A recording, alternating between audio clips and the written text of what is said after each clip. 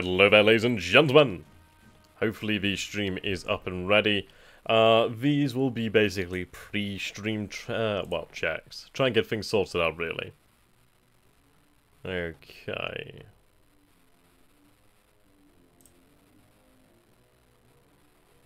Just refresh this. Ideally, I can try and get an idea of any numbers here. Sounds good. That's great, man. That's really good. Okay. Hello, how are you guys doing? It's great to see you all. So yes, we are going to be playing the Big Mac Daddy. Grigsby's War in the East. Now, War in the East is really quite superb in terms of scale.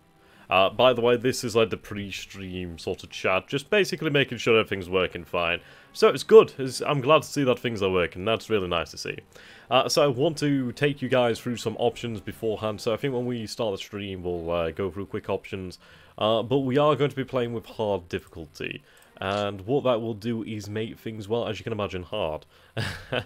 So yes, we're going to be playing at a disadvantage, quite a severe disadvantage. While the Soviets will be gaining quite an advantage, they will definitely be up there.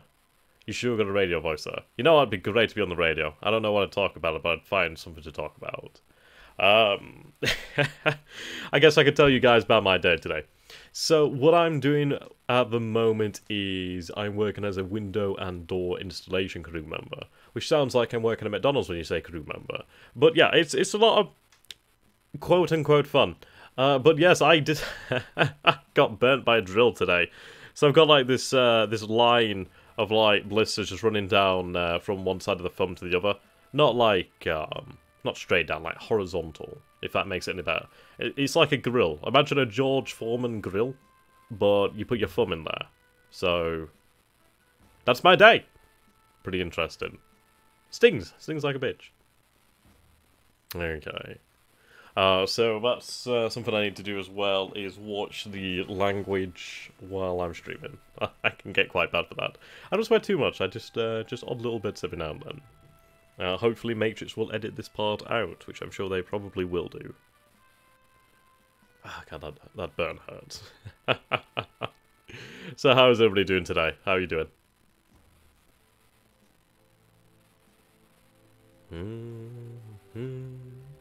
So what I've done here as well is I've grabbed the music from, well, at least the best tracks, the actual proper tracks from War in the West and War in the East. So we have a good good selection here. I'd love to play other tracks, but the thing is, I can't do that. I have to use the Matrix tracks. I mean, don't get me wrong. Oh, boy, they're great. I'm not going to complain about those bad boys. Do let me know if the music is loud enough as well. Can you stream to YouTube as well in the future? As you can also export the video to YouTube, because I watch, right, okay. But what I'm going to be doing is, when I actually start the stream proper, is I will record things on my end, so I can, I can upload it to my own channel then. Which should make things easier for those of you who can't get here. So, great night, how are you doing, my friend? Hold the invasion until winter. The Soviets will never see it coming. See, you know what? I have been rather interested in an option. Not this one. Basically, do I have random weather? Which I think could be rather interesting. It could work very much against me, but it could work very much for me. So I think what we might do is try it with the random weather. What do you guys reckon?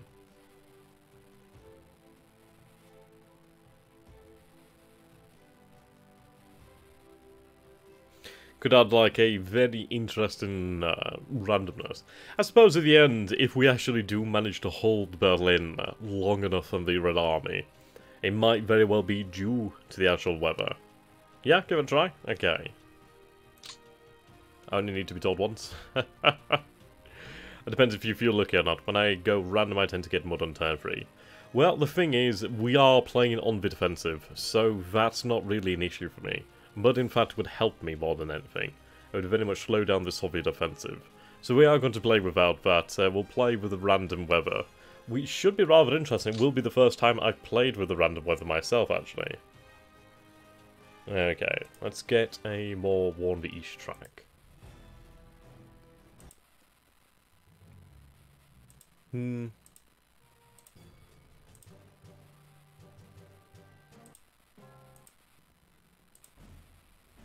Yeah, there we go. One of my favourites. Is the music loud enough? I can make it a little bit louder. I mean, the tracks are absolutely fantastic.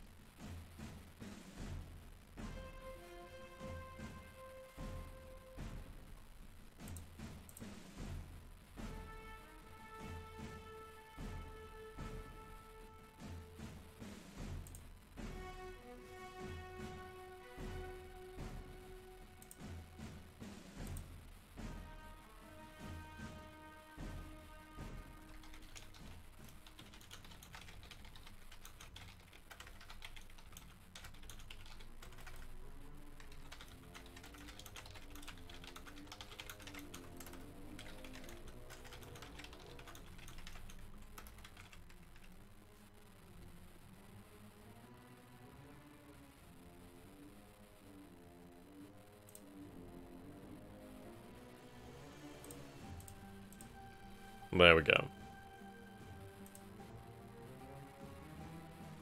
Hard is okay, Germany 1941. Whoops, had my own video playing in the background there. Hard is okay is Germany 1941 too, or should you play on even harder difficulty? Well, see, this is a question.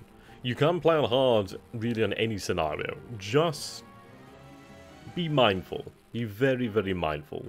The winter will screw you. The mud will screw you. The Soviets will screw you. It will happen. It depends really on how the AI is, but it will happen. Oh, that's a shame there, Mybar. I hope to see you again soon. Okay.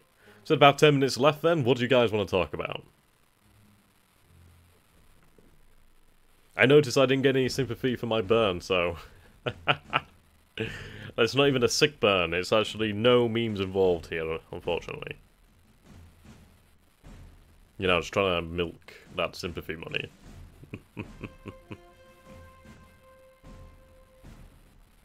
So hard might be even too hard versus the AI. The thing is, you're going to make progress. You are going to make progress against the Soviets. It's just when that first winter comes, and it will come, it will hurt. See, I loved the push on Moscow. Really adored that. Which scenario are you starting today? Ooh, you're going to be in for a treat here, ladies and gentlemen. You're going to be in for an incredible treat. I'm not going to reveal the scenario as of yet, but you will enjoy it. Overall favourite Matrix/Slytherin game. See, for the Geods, I would say Civil War 2. That is a superb game, definitely fantastic. One of my all-time favourites. It runs so smoothly, absolutely runs so smoothly, I adore it. I do enjoy To End All Wars, that's very good in play-by-email scenarios, well, multiplayer games. Though I would say Grigsby's War in the Pacific, then one in the East, then one in the West. There's a lot of good games. Yes, the, Rasputia? I can't remember how you actually pronounce that. But I know what you mean, like the Russian season of the mud, basically.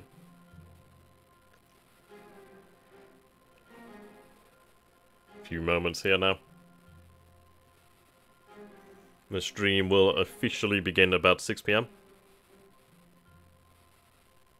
Hello, hello.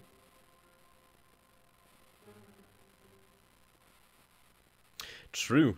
Seems very risky to play a grand campaign with the random weather. But you know what? I think it is going to be worthwhile doing. I think it's going to be one of those scenarios, and I don't think everybody knows the scenario I'm doing. I have announced it on my own channel in some other streams, I've mentioned it. But I don't know if it's been officially announced to all of you. But you will see. It will be fantastic. But the random weather actually could help us out quite a great deal. And you will see why soon.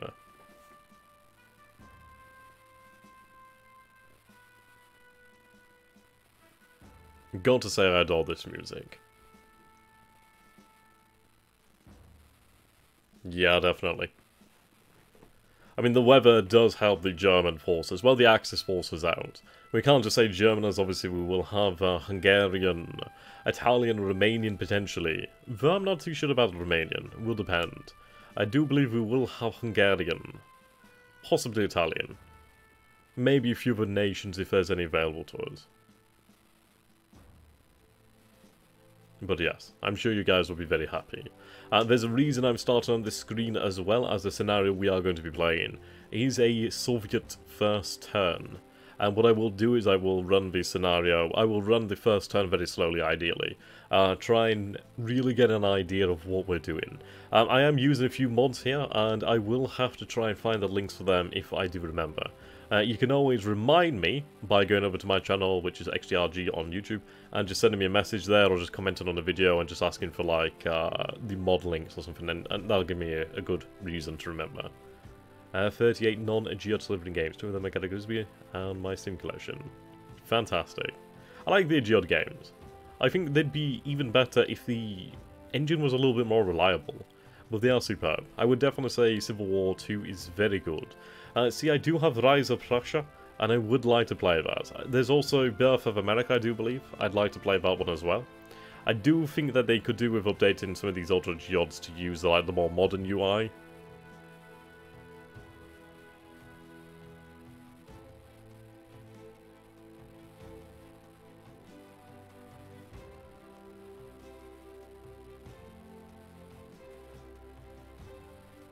Okay, a few minutes now. Geod is developing a new engine. That should be awesome. Yeah, I played Rise of Prussia as Austria, and I can tell you it is bloody hard.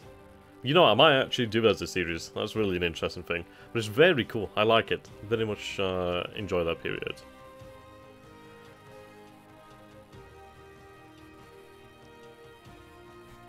Thank you there, Krupp. How you doing, my friend?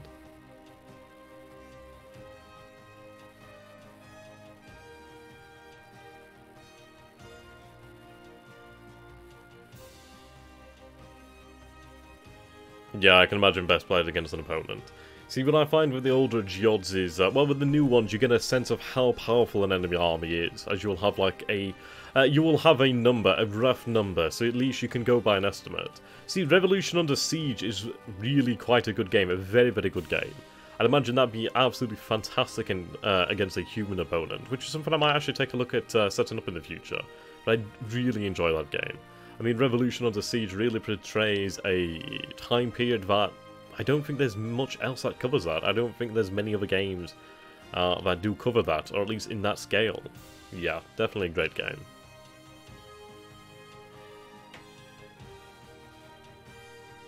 Can you guys tell me if the music is a little bit too loud? I'm trying to make sure people can actually hear it, but it's not overwhelming.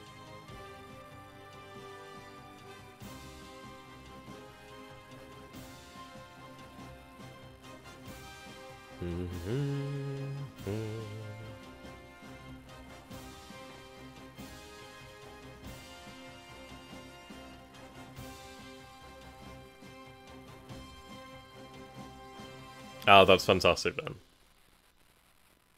I do believe I have a mod actually that alters the music, or at least the sound effects. We'll have to see about that. Ah, that's fantastic then. The tracks are really fantastic. Bum bum bum bum bum bum bum bum bum bum bum bum bum. So the scenario we are going to be playing today is from the Lost Battles expansion. Yeah, my part of the newer Geod games.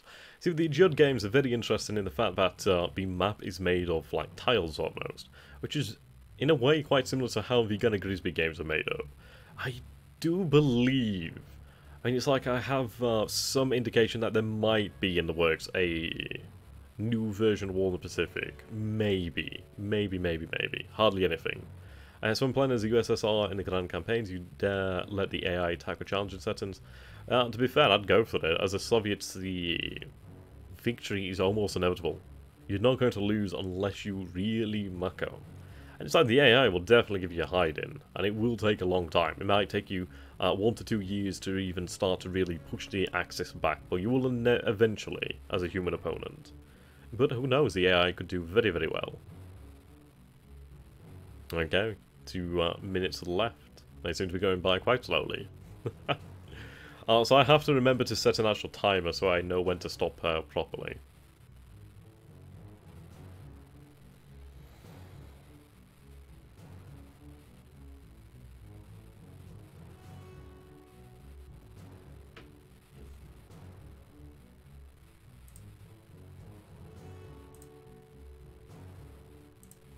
1 more minute to go.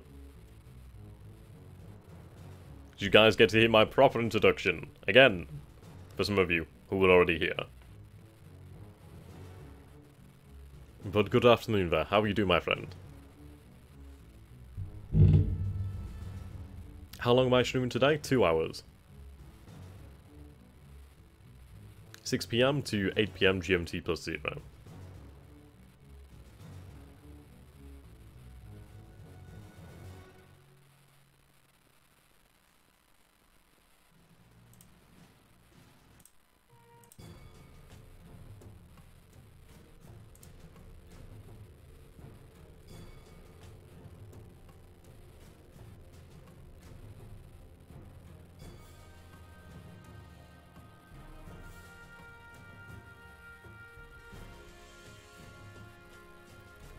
Hello there, ladies and gentlemen, and welcome to Grigsby's War in the East. As we play today, we will be taking on the challenge of one of the scenarios from the Lost Battles expansion. Now, what we're doing here is we're going to be playing it on the hard difficulty, which is going to give the Soviets quite the advantage here. As you can see with the Axis forces, we will be taking a penalty. The Soviets will be gaining quite the benefit here, quite the advantage. We are going to be using the better combat value math, as well as we have changed something here. We're going to be using random weather, which is going to be rather interesting. Though to compensate for that, I've decided to take away the Soviet combat bonus, as we're playing on hard already, and the weather is going to be random. So, here we go. Now, do bear in mind I've started on the screen so I can show the options off, as well as, so I can show you the scenario. We are going to be playing the Vistula to the Berlin scenario. Soviet forces launched one final decisive offensive led by their most experienced commanders, Zhukov and Konov. The Germans, vastly outnumbered in personnel equipment, face a desperate defense of Courland, Prussia and Berlin. This scenario replays the last desperate struggle of a collapsing regime and the last great and costly Soviet campaign to seal their victory, after years of brutal hardship. The odds are stacked against the Germans as they are heavily outnumbered and face many tough decisions. The goal of the Soviet players is to perform better than the historical outcome, while the German players simply need to do whatever he can to prevent that. So the scenario is 20 turns. And oh boy, this is going to be interesting. So we are going to start the scenario, and it will start with a Soviet turn. So I'm going to turn down the actual speed here. Okay. So I am using a mod here. And what this mod does is, well, one of the many mods is actually change the look of the map up here. So the reason I'm starting off in this mode from such a zoomed out view is so I can show that off to begin with. In the following turns, we will start closer to the map. But what I want to do here is I want to get an idea of how the Soviets are going to move. I do believe I will turn down the actual game volume just a little bit. There we go, we'll see how that turns out. So what I'm going to do here is I'm going to speed this up. I wanted to make sure this was going to work, and it is, so that's fantastic.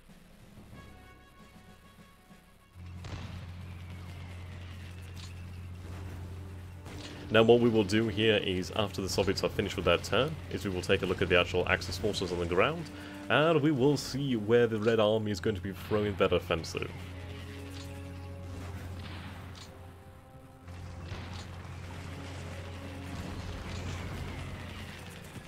Okay, we'll speed this up.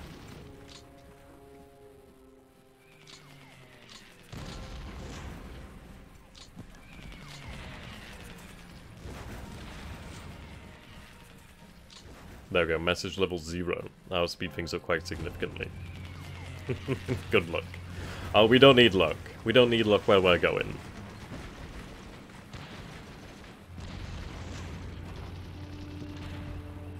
Okay.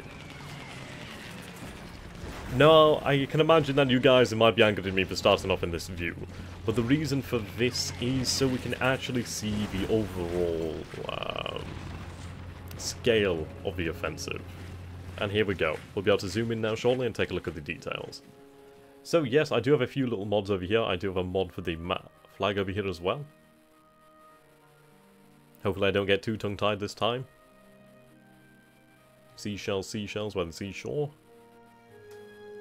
Okay. Now it is going to be some time before we actually finish our first turn. So what we're going to do then is we're going to zoom in over here. So as we can see, the weather is truly quite dire. We'll put on the enemy hexes over here, and let's take a look at the situation on the ground. So, to begin with, we have a very large Soviet offensive over here. So if I take a look at the actual scale of this issue, it is quite dire. For example, these are divisions, these are corps. So we have individual corps here all acting together. And this is quite the issue. Okay. Indeed, so many Soviet units. Now what we're going to do here is we're going to take a look at the order of battle. So under Oberkommando Deha, we have... how many troops do we actually have in total? Let's see. I can scroll down, but first I want to take a look at the commander. So we have General Oberst Heinz Guderian. Now Heinz Guderian is one of our most able commanders. His initiative is very good. Very, very good. He's a very able administrator. His political is, it's okay. That means it's actually not too bad to replace him if we should choose to. His morale is not too bad at all. His mechanized and infantry is superb. He's a very good commander. A very fine one indeed. So what we're going to do over here is we're going to go to the order of battle again, and we're going to go all the way down here to the bottom. And now what I want to see is really what we have under our command. Now if we take a look, we have just over 2 million men under our command here. If I go into the commander's report, if I go to headquarters, we sort by headquarters, let's sort by men. There we go. Indeed. 35 defeats is from the first turn of the game, where obviously the Soviets would advance it on us. So we can see here that we have just about 2,237,921 available to us. 26,721 guns, 6,218 armoured fighter vehicles, 1,446 aircraft. Which is rather interesting. Okay, so we have an idea of how many men we have active. Let's actually take a look at these actual headquarters and see where we can make improvements. Now, we do see that we do have individual divisions, as well as various forces attached directly to OKH, to the Supreme Command. Großdeutschland Panzerkorps. And Regen. As well as all these fortified zones, so we have the Pomeranian Wall, Courland Frontier, as well as individual infantry divisions. So we have Army Group North, Centre, and A. South was basically decimated. I mean, Army Group Centre has been decimated. All of the German Army Groups have been pretty much decimated at this point. But we'll take a look at the actual individual commanders, and see where we can make some improvements. Now, I do only have 66 administration points, so I do need to be very careful with them. But we can see here that we have Schröner. I don't know how you particularly pronounce his name, so hopefully I'll do my best here. So General Oberst Ferdinand Schröner. 9998. He's actually not too bad. 5 and 8. So he is in control of the army group in Courland, which is not looking too great right now. So this is our actual command here of Army Group North. And indeed, definitely not a good situation over here. 3rd Panzer Army is under the command of Army Group Centre. Okay. So, the Courland Pocket. This is where we need to try and break out. Yeah, he's not too bad. I'd like to have like a good Guderian level commander. Is that too much to ask? Well, yes it is, because they're actually pretty damn fine commanders. Okay, so what we're going to do then is we're going to take a look at Army Group North and work out what we have available to us. Okay, so 16th Army, 18th Army. General Karl Hilpert. Okay, he's not bad actually, he's quite a fine commander I suppose for an infantry commander. Infantry is quite good. Political is very high, it's actually difficult to replace. His initiative's not too great, morale and administrative are, I'd say, adequate. 9 is good, below that is adequate, well, 1 below that is adequate, anything less than that is poor, rather poor. Okay. Then the 18th Army. General Ehrenfried. Look, ah dear. I'm bad already. Very bad at these names. Okay, so he's not very good. He's okay. He's an okay commander. Rightio. So what we're going to do then is we're actually going to take a look at these commands then. So I'm going to take a look over here to Army Group North. And we can see the makeup over here. Bring Manstein out of retirement, indeed. Okay. Let's sort by the numbers of men here. Okay, so this is all Army Group North. Yes, that's very true. It's a good indication. It's an approximation, really. You have to do math. Okay, so 11th SS Panzergrenadier Division is actually our strongest division over here. Let's take a look at that. I mean, indeed, that is actually quite a strong division. This is very, very strong.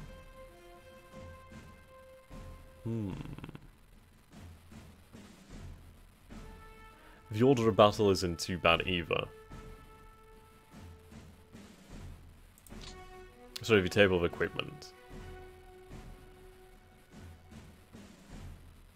Okay, so it seems like we have some attached units as that brings up the number. Yes, we do have some artillery over here, these assault guns. Now, these are very nice, actually. Heavy assault guns. How many of those bad boys do I have? So we have 23 Stug 3s, we have 11 Stug 42s. That's actually quite nice. I can make a lot with that. I can do a lot with that. Okay, support.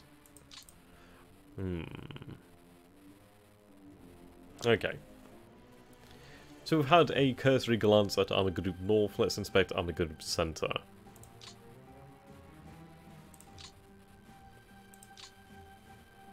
Okay, General Ulbers George Hans Reinhardt. Let's inspect him. Well, he likes his 7s, but I don't think he's a very good commander. I think I would like to replace him in the future. But for the time being, he will do. Okay, so we have the 3rd Panzer Army, the 4th the 4th Army, 2nd Army, and Luftflottille 6. Well, Luftflot. Okay. Is it possible to evacuate the Kurland pocket to move those troops to East Prussia? We will try to explore that option. Ideally, it'd be great to break them out. I don't think that is actually possible, but we'll try. Who knows how the war could go. Okay, and then we have another Panzer Corps. Led by Mortimer von Kessel. And then finally, we have Army Group A, under the command of General Ulbers Joseph Harp. Indeed, we like our 7s down here. Fortress construction. Okay. 9th Army, 4th Panzer Army. 17th Army, 1st Panzer Army, and the 1st Hungarian Army. Okay, at least we can see that we do have some allied troops. Seems like we only have the Hungarians with us, only 67,000, only 63,000 of those are actually combat ready. So in effect, we're really down to the wire here on troops. We aren't going to be receiving extra support, we don't really have much to throw. But that's good to see, at least we have something. Okay, so let's take a look at the actual situation on the ground. We'll start in the north. I think that's probably the best way to start. So I'm going to bring up my drawing tool so we can actually start to plan things out. Okay. This is going to be fun. Now the Soviets are definitely here in force. If we were to take a look for actual weaknesses, we're not going to find many. So what I'm going to do here is I'm going to draw a front line. I've already buggered it up. And I buggered it up again.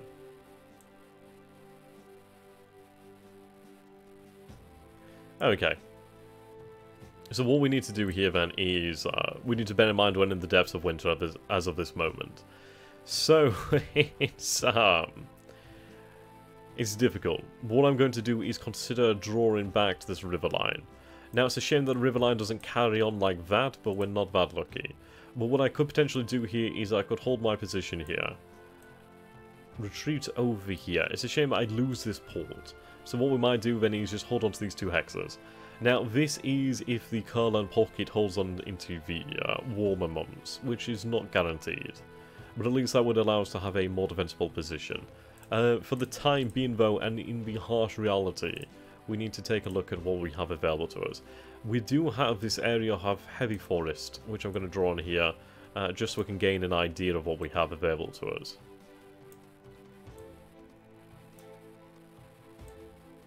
Do let me know if this is clear enough to see. I could choose a different colour. Okay. So the Soviets are more than likely... Well... Their best chance to advance would be through these gaps here. I mean, this is rough terrain here, so it's not very good.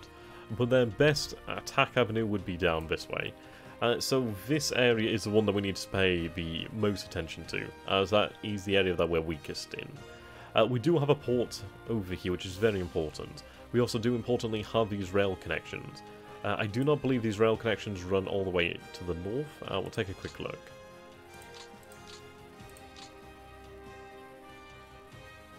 Okay.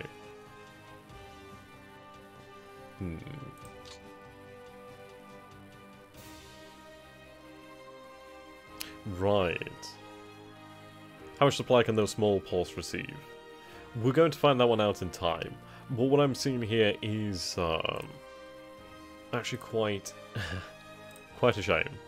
So let's see, we draw our line of supply here from the port. I have the rail line here. If I had this here, I could send that back up, but we do not. So the rail line ends here and begins again here. So you can see here, this hex, this rail line is actually linked up to the network as it's on the actual port. So is this one. So these areas are linked up. Everything else isn't. What we need to do is actually establish a connection. If I was able to, from Mamel, establish that, or even from East Prussia, we'd be able to get some actual true supplies in there. But that's not going to happen. At least not yet. We need to try and engineer these circumstances for something like this to happen. Excuse me, what? But we can see here that we have to protect these two avenues. These are the avenues with the most danger. In fairness, the Soviets have it easy up to about this part, and then it does become significantly more difficult for them as the rough terrain here is going to make that rather terrible. They could push here as well, but beyond that is heavier forest.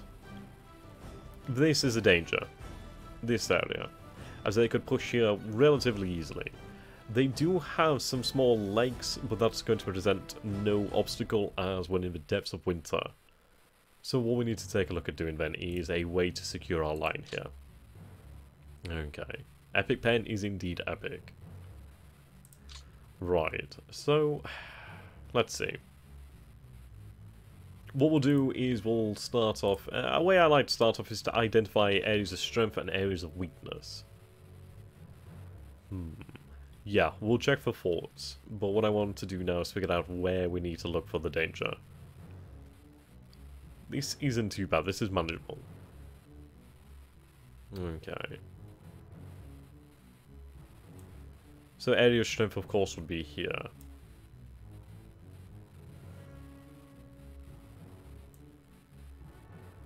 I should draw that all on.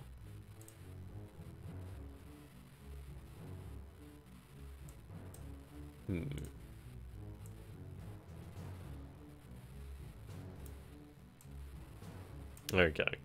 Now what we're going to do here is we're going to draw on where we are strong. Which is not many locations. And the Panzer Division obviously is quite good. We do have another Panzer Division here. Okay. Other than that, it's really quite dire for us.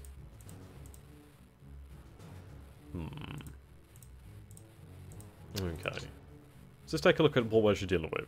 So we have 2nd Guards Rifle Corps, the 22nd Guards Rifle Corps, the Tank Brigade there, Guard, Infantry. So the Guards are definitely even more dangerous than the actual usual Infantry Corps.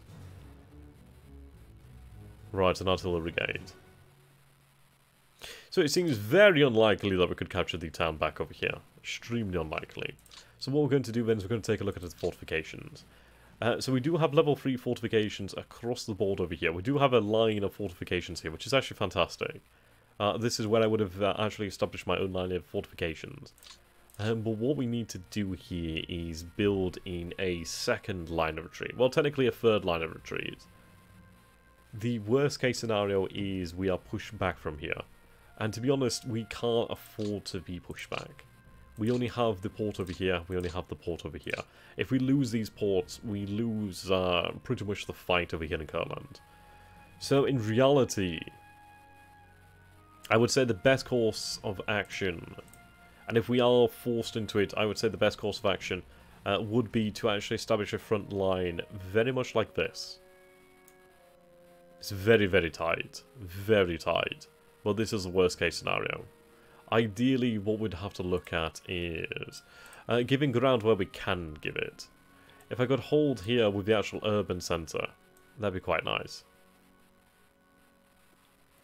What I'm trying to do here is I'm trying to use the actual natural defences to my advantage, but I also do need to shorten down the actual width of the engagement, so I have more forces available, and their numbers matter less and less. If we can do that, that's going to greatly help us. So let's see what units we actually have available and their general condition. So we can see here morale, experience, supplies. So supplies is actually not too bad right now. What I'm going to do is actually take a look at the actual supply situation itself on the ground. Okay, so we have the third SS Panzer Corps. We have the 6th SS Panzer. So, oh my dear. We have the 6th SS Corps, which is actually overburdened in command points. Right, what I want to do is take a look at your supply details. Where are you drawing your supply from? Okay. So this is where we're being supplied from. Thankfully it says over here, which is a lot better. I'm glad it's not this port over here, as that is the one we're more than likely going to lose.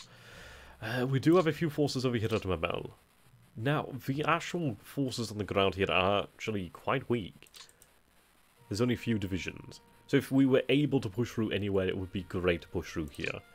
I would consider actually trying to pull back from Mamel. The thing with Mamel is, well, Mamel. It's actually quite a good defensive position. Very well entrenched, so it's worth keeping there just to make sure that we do have pressure on the Soviet lines. Even if it's a slight amount of pressure, it's worth it. Okay, so what we're going to do then is, I think we'll deal with the Kurland pocket first of all, as it's a self-contained theatre in of itself. So what do we have available to us in terms of assets then? So the Panzers on the ground, they're not in the greatest condition. We are at 50% of our medium tanks, 25% of our lights. Not a good situation. We have no tank destroyers in this division. That's rather poor. If I'm able to, I do need to transfer tank destroyers over to this area.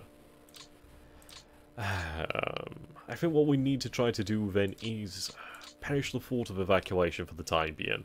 I simply can't evacuate now, because if I evacuate, my lines elsewhere will crumble. I need the Kurland pocket to hold on for the time being. And if it's possible, we will try to save them. It may happen. There is a chance of this. What I need to do now is I'm going to take a quick look at my actual production. So if we go over here to our actual production numbers, what I want to find out then is how many armoured fighter vehicles we are producing. So let's go by types. I'm going to look for my mediums.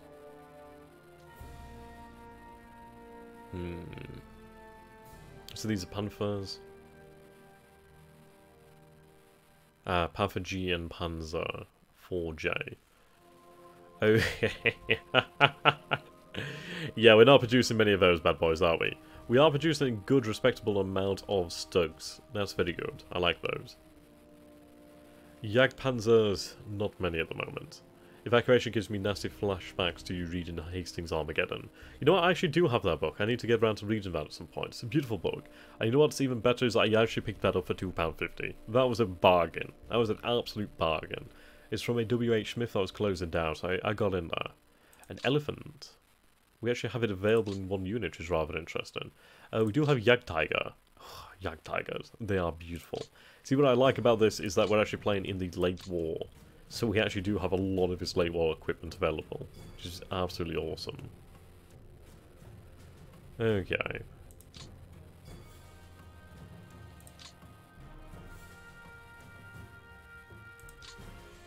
Very impressive. Yes, very true. German war production was very much refined. How is this division? Okay, that's 100 medium tanks. This is in better shape. It actually does have tank destroyers, which is very nice. How is the 12? Not bad condition. Unless I've already looked at the 12, which I'm very likely already have. Right, better. That's actually quite good. At least for this situation. Okay. So let's see our boots on the ground. I think what we need to do then is take a look at this rear line. So we do have a Kurland fortified zone. We need to establish further fortified zones. And in reality, I need to see what I can spare. Where is your headquarters? So you're attached directly to the 18th Army. That's not a great situation.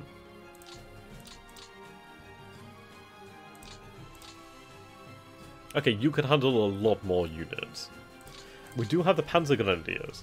Now these Panzer Grenadiers are actually incredibly formidable. What I'd be better off doing is potentially breaking that unit into 3 parts and using them as brigades. Really using them to try and secure parts of the line. Try and build up that strength there. And you know what? I forgot to set my actual bloody timer. God damn. Okay. See, this is it. It's the temptation to actually evacuate, but I don't think it's possible. At least we are going to lose something. So I think what we need to do then is establish a clear defensive line in Kurland. See what we can manage and evacuate if we need to or if we're able to in good order. That's the main part, in good order. Okay. I would love to retreat back and fall back, but I really don't have that luxury as of this moment. This division isn't in the greatest order right now, so it is on reserve. These forces are on reserve. Okay.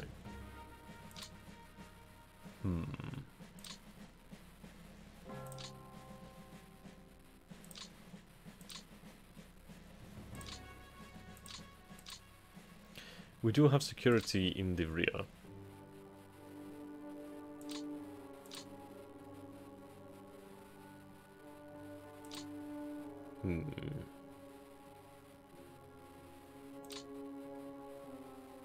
This force is unassigned.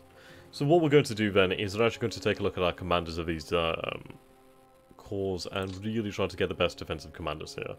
Right, we do have some actual SS Grenadier division.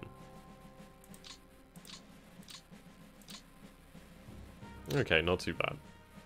Are these 1945 table equipment?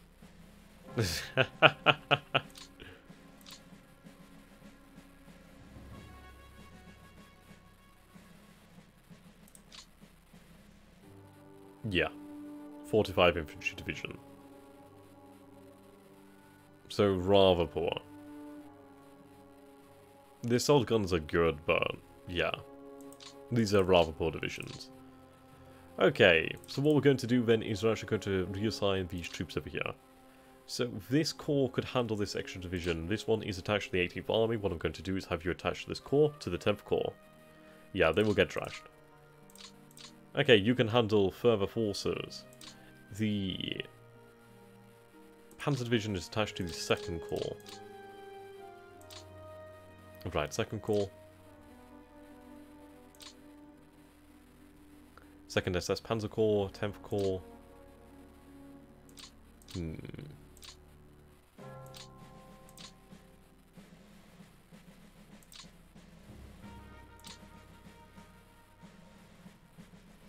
What do you have in terms of equipment? You do have a heavy Panzerjäger. That's actually quite impressive. Okay, so I apologise, this is going to be a much lower starter stream. We do have a heck of a lot to do here, and it is going to take some time. But we will organise an actual effective defence, and we will make this work. Let's see, supplies. So you do have a good amount of supplies, you have more fuel. I think what we'll do then is we'll put all the armoured units under command of the SS Corps over here, and have the normal armour units under the command of the others. So you're going to be attached to the SS Corps over here, so the 3rd SS Panzer Corps. There we go. What we're going to do here then is I'm going to set the colour. Oh, I don't know. 128, 128, 128. It's certainly not the best colour there, but hey, we'll go with that. At least we can see what we're doing here clearly.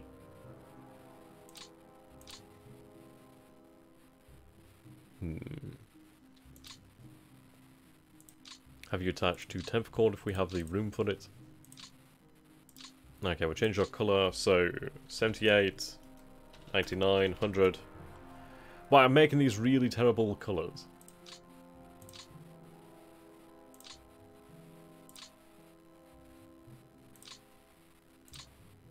Okay, yes, you can handle that division. What I'm trying to do here is make sure that we have the armoured forces available as a reactionary force. I don't want to have them tied down, I want to have them freed up. Now, which goes to answer the question. We have to keep this Panzer Gunner in the air division here, due to the sheer fact that we have 2 guard corps to the south as well as an infantry corps over here. They would attack on a 3-pronged front, which they probably more than likely will do anyway. But if I can make it slightly easier, then I will try to. Okay.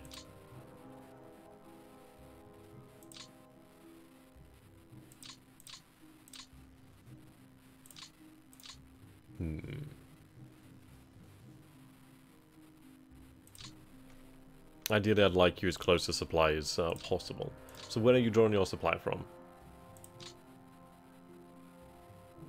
Okay, of course it's coming from this port over here. That's fine. Going to move you towards the centre here. You will be attached to that Panzer Corps, to the 3rd Panzer Corps.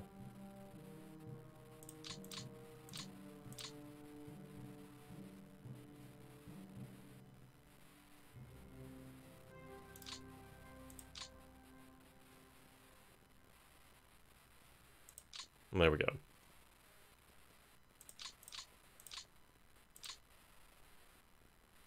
They're all within range, but I'm going to move to the centre here to make sure that they're closer. And what we're going to do here is try to drop these panzers. The threat over here is large, but it's not too terrible. I do have the security forces over here, which I'm going to commit to the actual battle itself. We don't have to worry about a naval offensive. At least I don't think we have to worry about a naval offensive. At least an amphibious offensive. So we'll see what we can do. I still have this over here, so I'm going to put that into... Let's see, what do we have in terms of garrison? Just these security forces. What I'll do then is I'll place you over here. Form this into an actual division. Okay, build that up. And move you down here. I do have another security division over here. So what I'll do is I'll put them there. The 201st. Where's the rest of your section?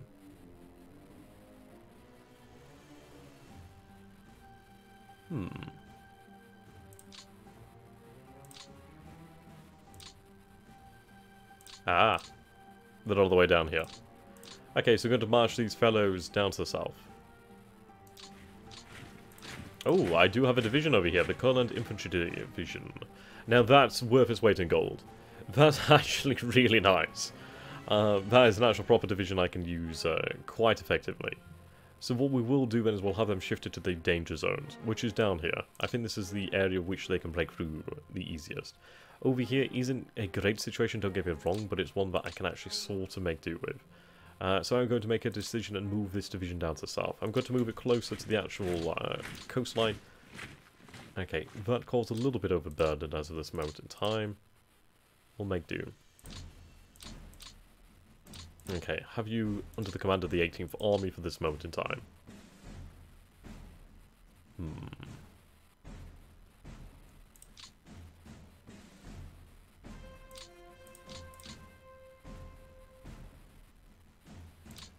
Let's see.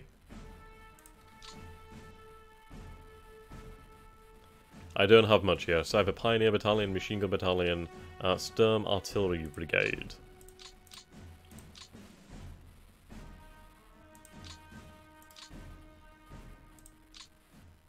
Yeah. Army Group North really does not have much. We have a few construction battalions, we have a few howitzers. Other than that, we really don't have a huge amount. We're really quite lacking. I do have some Luftwaffe forces over here, though, which is nice. Not a huge amount. Focke-Wulf 190s, which is decent enough. We do have some transports, so that's interesting. Okay, what we're going to do then is move this airfield down this way. The reason for that is if I decide to actually fly supplies in over here, which is an actual true possibility, if I fly them into the 18th Army, they're going to land directly on that airfield, and the vast majority of those supplies will arrive, if not all of them. It depends really if we are going to be targeted in the air. Okay. Move you closer to the front line. And in fairness, you could actually operate as a full-blown core command, so that's good for those. What I'm trying to do here is alleviate the actual pressure on some of our forces.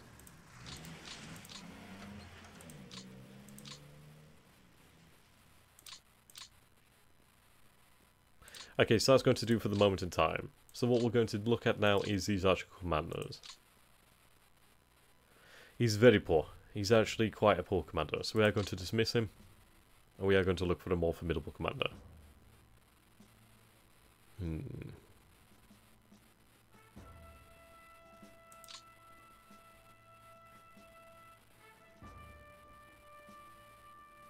His infantry isn't bad.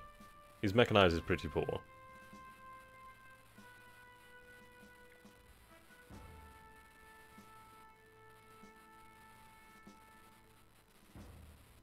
Okay, we don't have that many great commanders.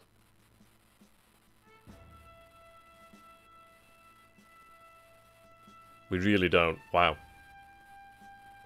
Okay, what we'll do then is replace him with a better commander. Not a superb commander, but a better one. Which I don't have much choice over. 7-7 is pretty good, actually.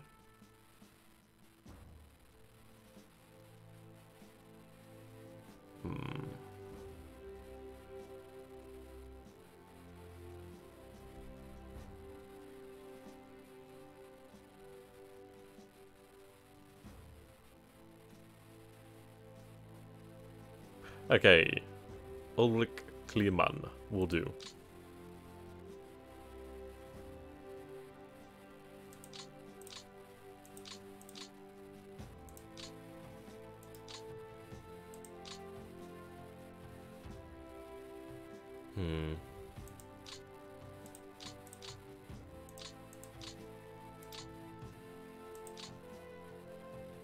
Passable.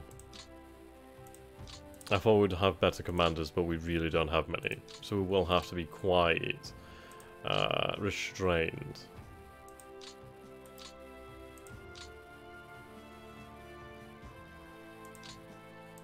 Right, they'll pass for the time being. They're not very good, but they'll pass. The Panzer Corps, however, does need a good commander. 7-7, that's pretty effective, but let's see if I was to replace you, what would we have available? Nothing that beats 7-7. So that's fine, we'll have you kept in place then. Okay, so Kurland is going to be rather a remarkable challenge. I do have this formation over here, which is in different sections. Okay, only 3,000. What I'm going to do then is I'm actually going to form them up into a proper division.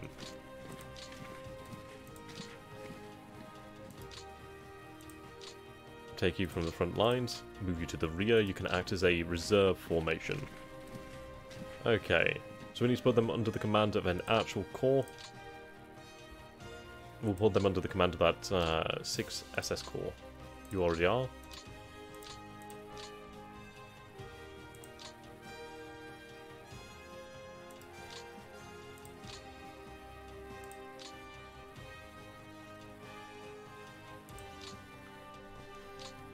Okay. Reserve.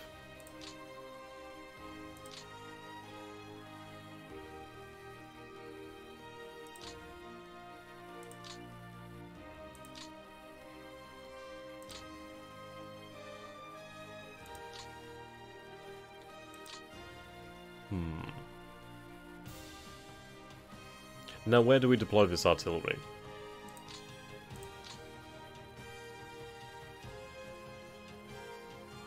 So looking at Army Group North here.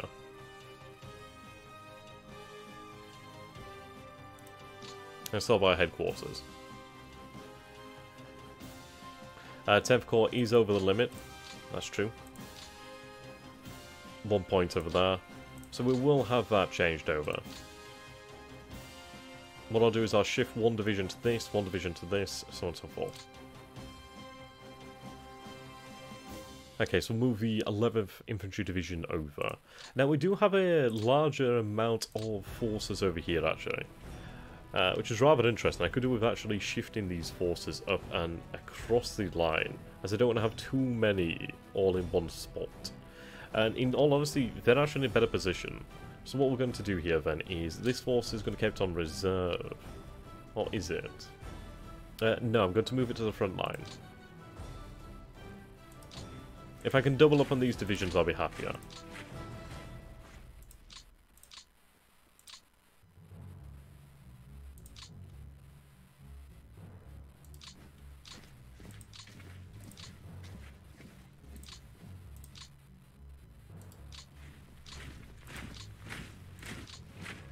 Red reserve.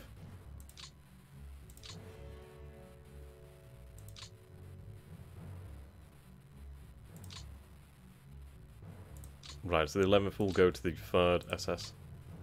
Sorry, is it the 3rd SS? No, of course not. Oh, it actually is the 3rd SS, that one, isn't it? I'm looking towards the L Corps. L Corps is an actual familiar corps. Ah.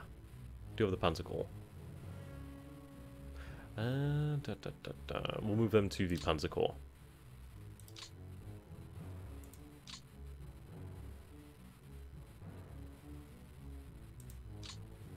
There we go.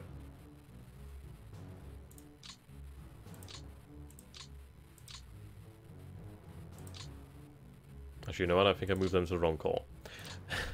That's embarrassing. I meant this Panzer Corps. I moved them to an SS Panzer Corps.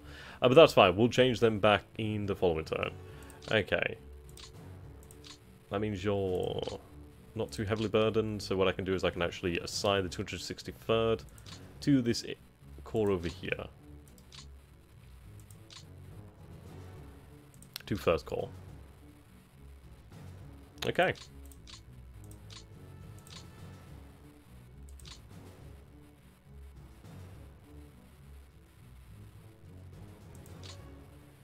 And I do have another corps over here, but I'm going to keep that really in reserve. I want to keep it available. So what we have then is we need to spread some of these troops out. So we've doubled up on our forces over here, which is a good start. That means that we have more men on the front line available. This corps, the 10th Corps, what I need to do is actually support, well, sort by amount of extras.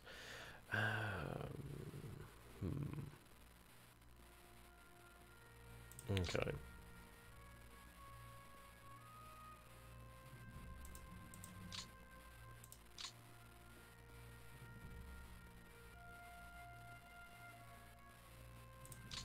Right, none.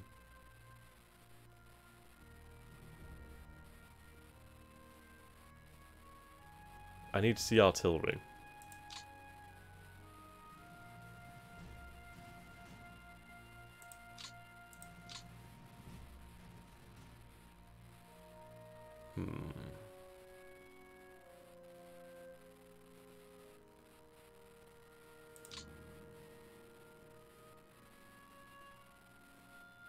Okay.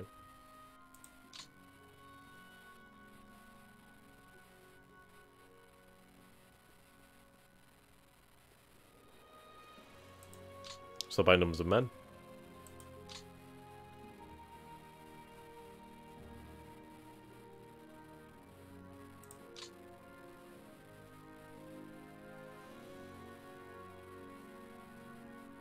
I'll just go here. Ah, this is it. Headquarters. Right. Army Group North.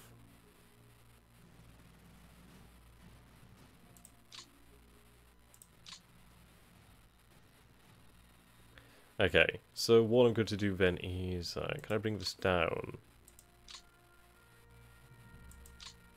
Right, of course. Now this is what I want to be taking a look at. So we don't have them actually assigned directly to the cores here. Which does worry me.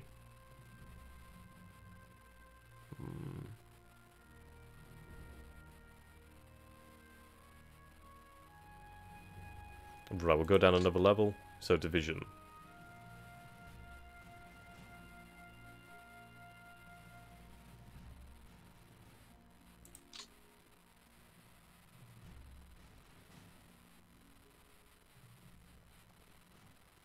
So you can see these forces over here are the ones that have been hit the hardest.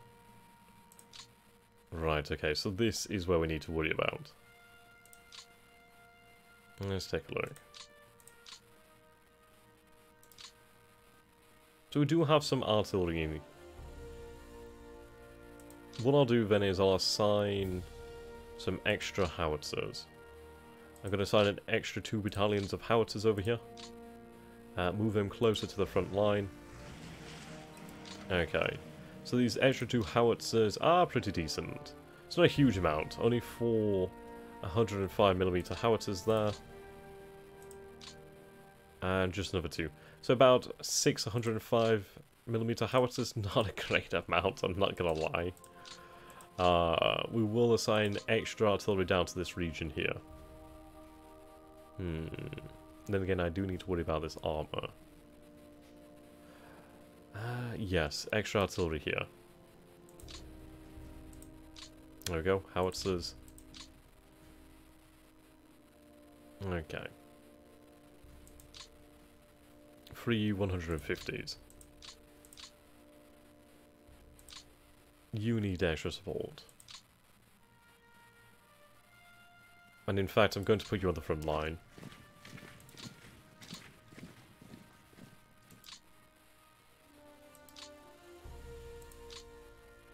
Pioneers.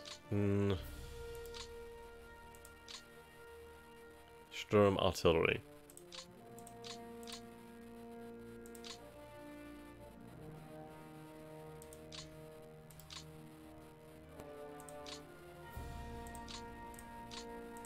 Okay, we'll keep those support units in place for the time being.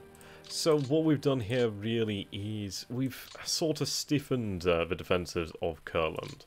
Not by a huge amount, but at least they will be a little bit stiffer than they were beforehand, which is a good thing. So that's Kurland more or less done with for the time being. I think what we will do though is I'd like to set up another defensive line here. I mean, this is too far back, but we'll see. Perhaps one around here.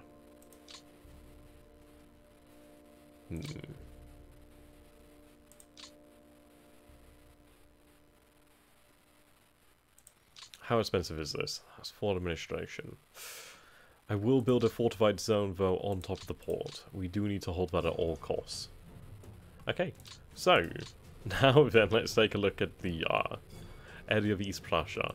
So we can see here we are dealing with a major Soviet offensive. And I mean major. We'll draw the front line and this will help us to identify. Oh boy.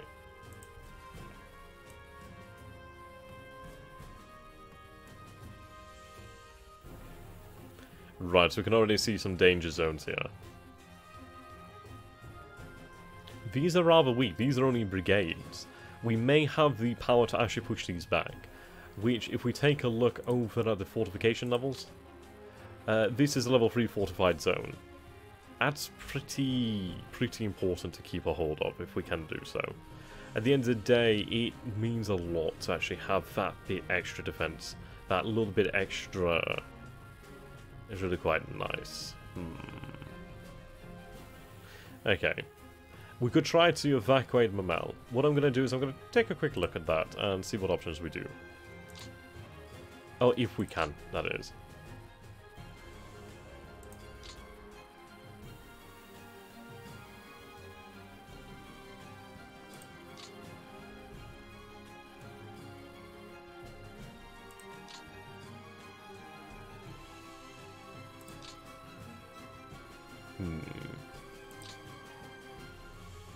We'll try that last, just in case. Okay. What I'm going to do is I'm just going to turn off the weather effects for the time being. Well, that's the weather zones.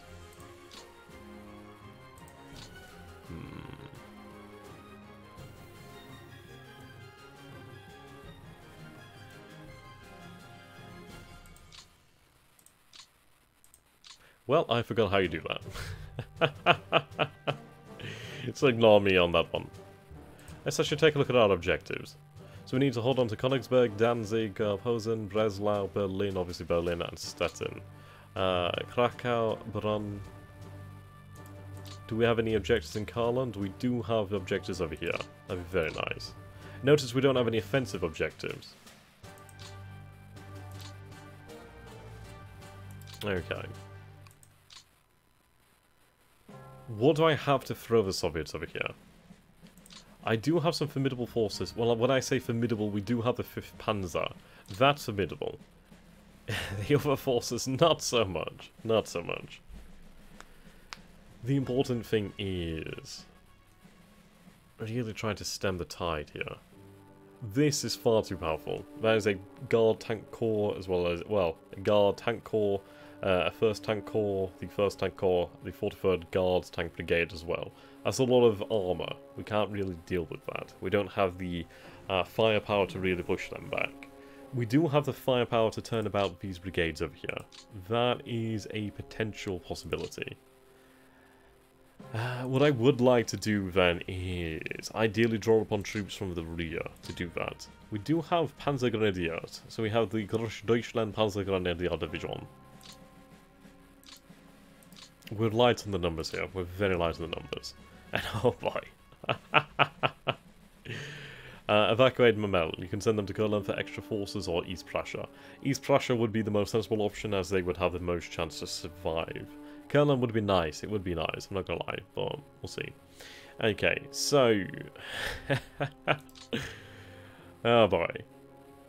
This is difficult. We do have Warsaw over here. Warsaw, City at War, Voices of the Underground. That's a major defensive opportunity.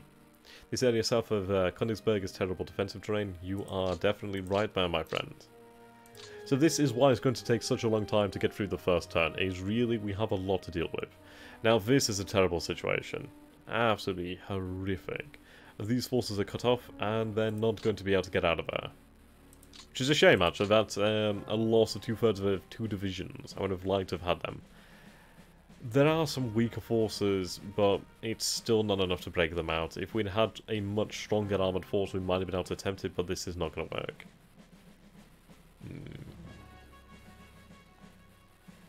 Bloody hell. So opposing 2 Guard Tank Corps as well as a Mechanized Corps, he's only... Did I mention a Guard Mechanized Corps? Is only a brigade of artillery. That's not going to happen, is it? Okay. This area is the largest amount of danger right now. So if anything, we will have to actually transfer some of these forces from the north down to the centre, if we have any chance of holding on there. Ah, boy. I think what we need to do then is establish a stable or semi-stable front line, and then we'll work out from there. So let's see. I know I said I would like to use these forces from the rear, but I simply don't have that luxury. This artillery brigade will be assigned to the nearest headquarters, which is over here. Now, they are going to be on reserve so that they can actually aid in a attack. This force over here could potentially deal with this, so I'm going to use them. The 5th Panzer Division. Let's see, how good are you? You do have a okay amount of your mediums. You do have all of your tank destroyers, which is superb. What can I assign you to stiffen your resolve? Nothing at the moment. These forces could actually benefit from some heavy panzers. As well as we do have Storm Artillery Brigade, we have Stoke Brigade, we have a Pioneer Battalion. Now these are Votes Grenadiers. I don't want to use these forces on the front line. They're weak enough as it is. We'll put you into ready.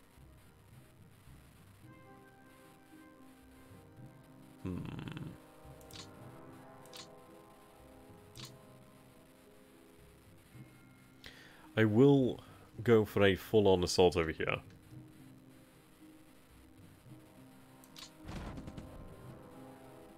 Okay. So I need to actually put the message detail on there. Okay. So I'd like to actually inspect that battle. So if we take a look over here. So they do retreat. We did have good odds.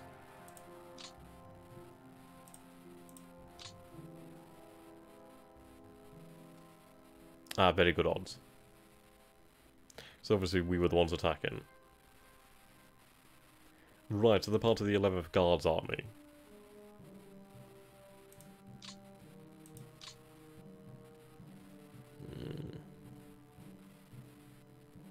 I don't see any air support, which is a good thing. We lost 7 armoured fighting vehicles, 9 have been damaged. They did lose 31 armoured fighting vehicles.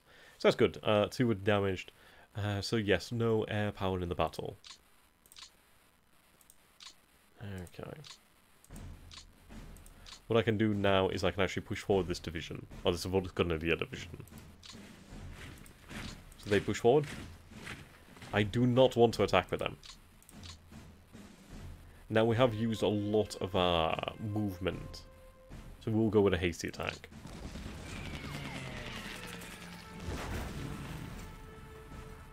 It's good to see the 300mm Nebelwerfers. They're quite effective.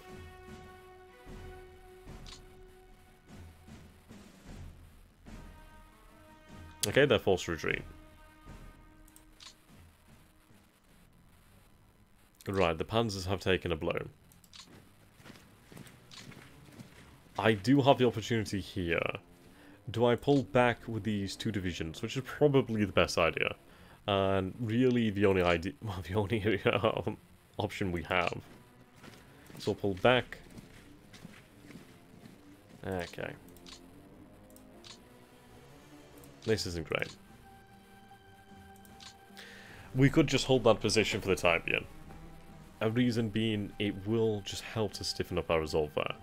So we will do that. We do have a division behind it, as well as these forces, so at least they have somewhere to retreat to. These guys will be set to reserve for the time being. Right. This is a difficult situation. We do need to assign these corps out in a more sensible manner. Yeah, they're kind of all over. Pull back and let them survive for a while. If we do pull back, we do lose the benefit of this level 3 fortified zone. Which I know it sounds madness. It does, I agree. Excuse me. But the reason is, that's going to be worth a lot. That makes them a hell of a lot more... But again, you know what? We take a look at this. The Axis can attack... Sorry, the Soviets can attack... Well, not this one.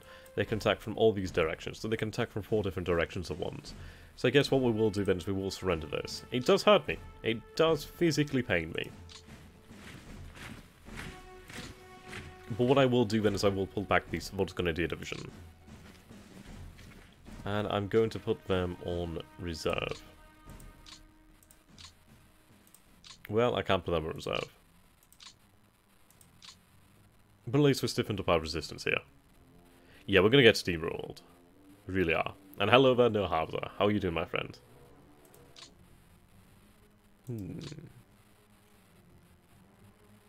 Panzer Grenadier. See, the difficulty is the rivers don't matter right now. That's good to know. And the thing is, I need to take forces away from this area. I really do. I actually do have too many here.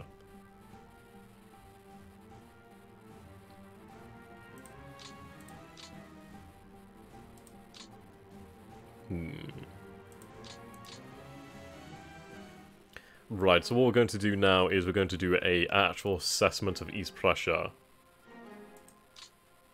Ah, fantastic, No House. I'd love to see that. Okay, so what we're going to do then is we're going to use dark green.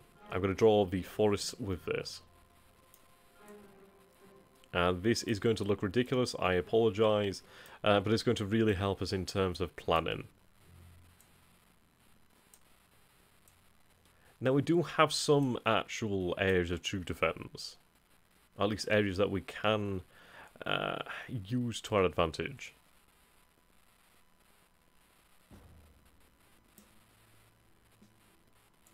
I do hope you guys can see this clearly. The map seems a little bit bright. Right, these are only lightly forested. But that's the sort of rough outline of what we have available. Now what I'm going to do is I'm going to draw in a yellow the actual swamps.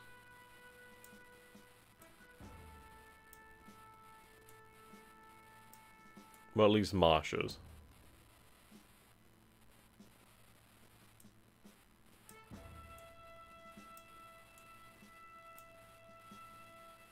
Okay.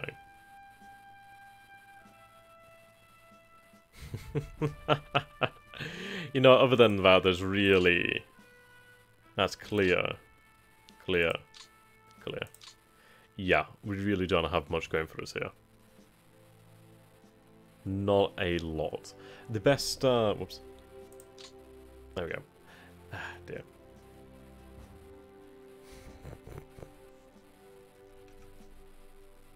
Okay.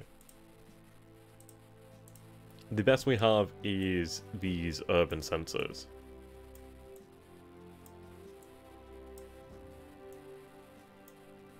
These are our anchors.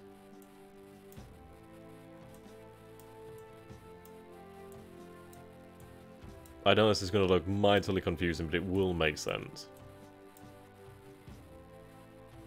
The reason I'm drawing this out is it generally does help us make a proper plan of action. Okay. Over here.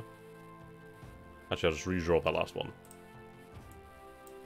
Maybe surrender and save the lives of millions of your countrymen. Oh no, millions would die anyway.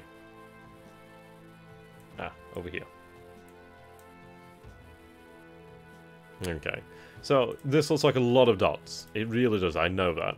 A lot of little circles. But what we're going to do here is we're going to actually use this and draw up the defensive lines. I know it looks like madness, I know that. Trust me, it will look better soon. But I can already kind of see a defensive line. So what I'm going to do is I'm going to draw in black a sort of preliminary defensive line. At least this is one that we could use to begin with. So this is going to be the first defensive line, or at least one that would work well enough. I mean, I could actually, well, let's see here. I was trying to use the urban centres. But what we could do is we could use the marshes too. Okay, I mean this is quite weak here, but I do want to use these urban centres. At least we do have the towns here to act as strong points. So beyond that, the next best line would probably be... And then of course... So we can see first, second, third. What I'm going to do is I'm going to actually move the other lines there, and this is the one I want to concentrate on. So at least in this one, it's not the greatest, but at least it's the one that we can most immediately move to with the most benefit. We do lose the forest over here, but that doesn't particularly matter. We do have the forest to our rear, which is nice. I wish we could have had it on this line. This part of the line is probably the easiest to defend, as we do have a lot of terrain to actually help us out. See, I know it looks madness, but you know when you actually draw it out like this, it almost makes it as if I actually know what I'm talking about. Ah dear. Okay.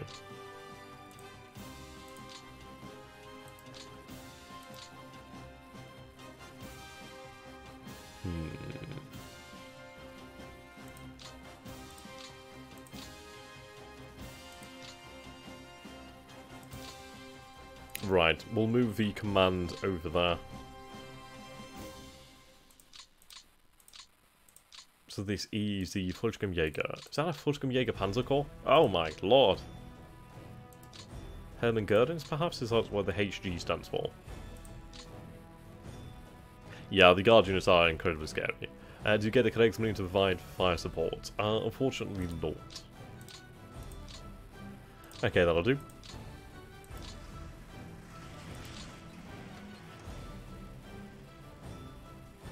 The Panzer Corps. What I'm doing here is I'm basically shifting my units so I can actually have them closer to our headquarters and actually spread the headquarters out a little bit, well, more efficiently. That's the idea here.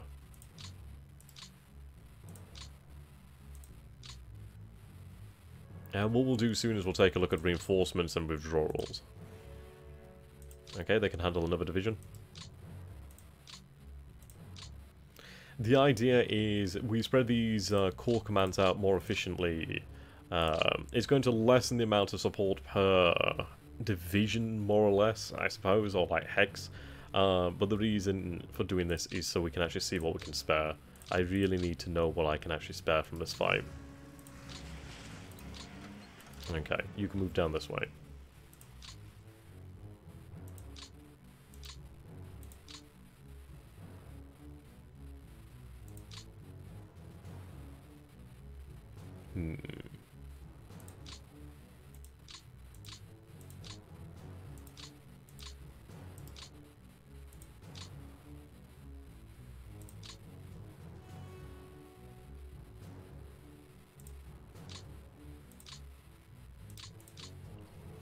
One more division. Okay.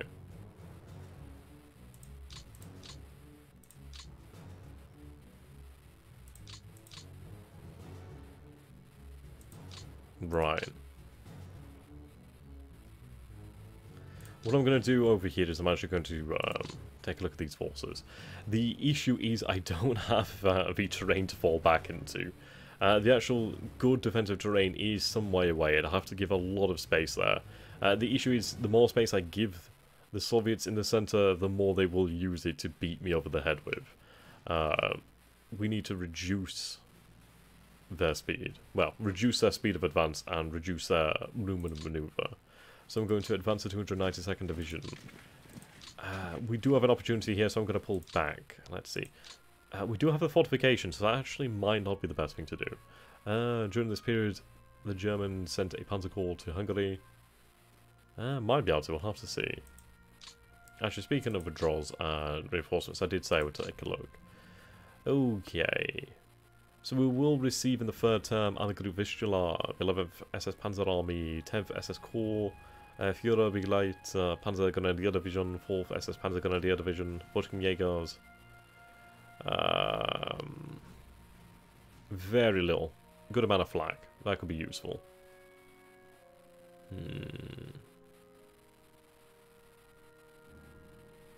Yeah. In reality, we're not going to gain much here. Reinforcements are really not coming. At least not much. We do gain... we only gain one squadron of BF-109s. That's pathetic. Okay. I think what we're better off doing is, I know this is level 3 entrenched position, but I'm going to pull back. With one division, that is. Reason being so I can actually spread these troops out. Right, we do have the 7th Panzer Division up there. Okay.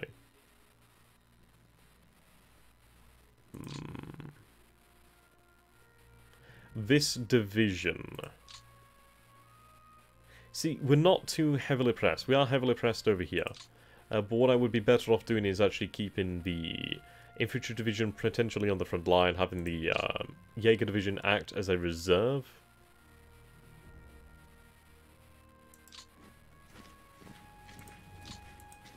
The reason for that is it actually stiffens the line quite nicely. The 18th Panzer Grenadiers. The Panzer Grenadiers could do with being sent to this northern area. This is where the pressure is. If we actually send those Panzer Grenadiers, they could actually really help to stiffen that area. Now, we do have a few advantages going for us. I know it seems like we don't, but trust me, we really do.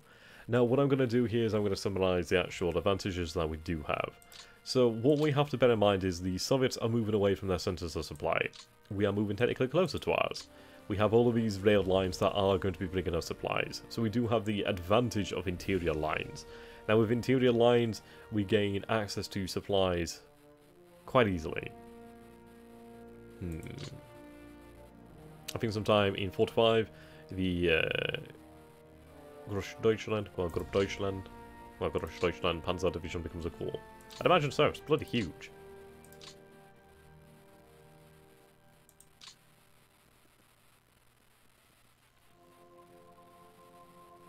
It's very nice though. See you later then, man. Have a good one. Okay. I know this is taking a long time, but what we're doing here is we're trying to figure out what we can spare. Now, if we had to identify the main Soviet offensive, it would of course be down here in the south. This is where things are very dangerous. But at the end of the day, we can hold the line. We can absolutely hold the line. We just need to be smart about it. What I'm trying to do here is I'm trying to work out how many troops I need to actually hold the front line, and how many I can spare. What I need to do is actually try and aim for at least a spare army. And that is pretty insane. But the reason for that is I need to have the numbers I can send out there. So basically what you're saying, XTRG, is that your advantage is that the Soviets won't overrun you as quickly as they could because of their supply lines. Yeah, that is my silver lining. My silver lining is as well, we do have a lot of urban centres to fall back into. Which I know sounds mad. I mean, once we advance into Germany, once we are forced back into Germany, we do have a lot of urban centres to use, which is at least a linchpin of our defensive lines. So that's something at the very least. I only have 39 administration points, so what I'm planning to do is actually identify the areas where I can start to build a defensive line that is going to matter. But what I'll probably do is actually use these administration points to really just move more able commanders into the field. Okay, you're actually cut off from your commander. So what I'm going to do is I'm going to move this headquarters down this way. You're going to take command of all these forces, which is going to form a nice, tidy core. Okay.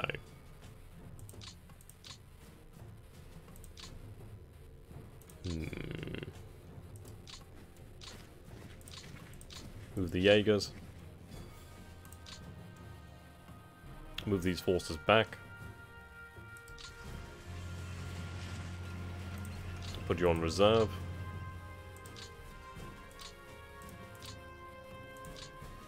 Right, so that's the second army.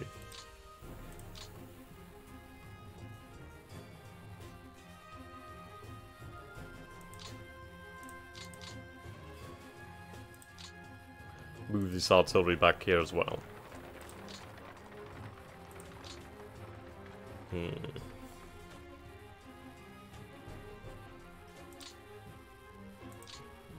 Okay.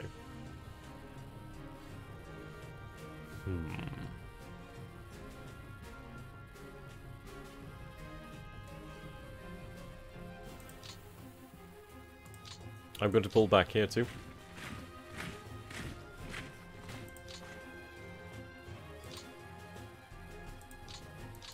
In some ways, giving up territory in the north is preferable to the south of the map because Silesia is for the critical industry.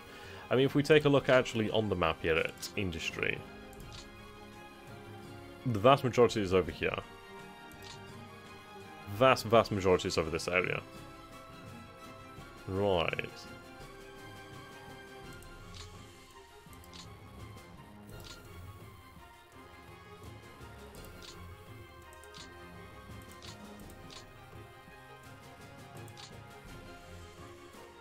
Okay, those commands will work. So far I do have a spare division. A spare Panzer Grenadier division as well. Now the thing is, do I send infantry or do I send Panzer Grenadiers? I'm going to send infantry to the north.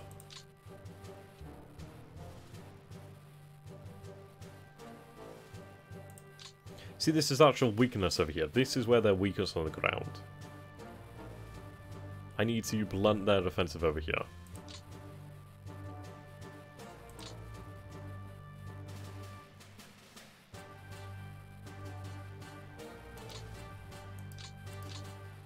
Okay. Now this is a truly terrible situation. So what we'll do over here then is we'll do much the same as before. We're going to draw on where we have the strength available to us.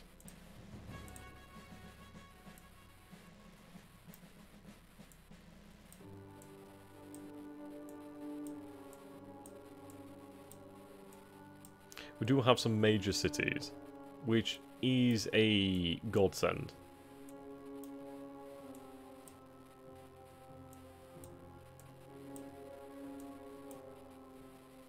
Redo that last one. Okay, we'll keep it at that. Now I'm going to draw the forest again.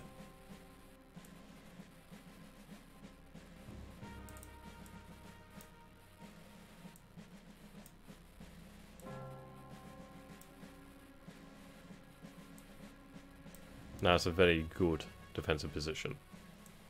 So is this. This is what I love to see, is these large bands of forests. They definitely help us out considerably. But if we take a look over here then, we're really rather weak in the north. Around Warsaw we are very weak. So if I was to form a defensive line, the best chance I'd actually have is, if I was to hazard a guess, is down from Kutno.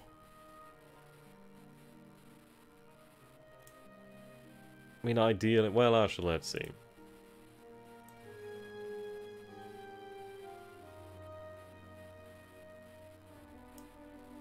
This is a real bad situation, so what I'd be better off doing is actually going like this.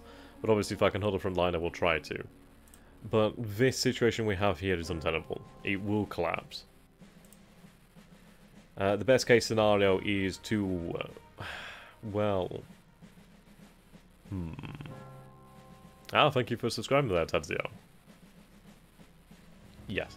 So the best position I can actually work out here is, in all honesty, that. That's the best I can hope for in this area. Now if I actually put the troops back on here, you can see the Soviets are advancing really in the areas where the actual natural terrain is more advantageous towards the actual attacker. You can see, sure, they are moving through the forest, but where they're actually pushing is mostly plains. And where we hold is mostly plains. Sorry, mostly forest. Yeah, this that line looks like Swiss cheese. Soon will be Swiss cheese. I hope you guys do find it a lot easier to see what I'm talking about when I draw it out. Epic Pen is truly a superb tool. And I really do need to approach them about a sponsorship. But again, thank you to Matrix for allowing this to happen. They're the real MVPs here. Okay, so let's see what we can do here. I'm honestly going to consider just a mass withdrawal, because frankly, I don't have the goods here. Okay. I could form a division here. When I say division, I'm really being very, very nice. Frankly, they have nothing left to give. And I'm very, very lacking here.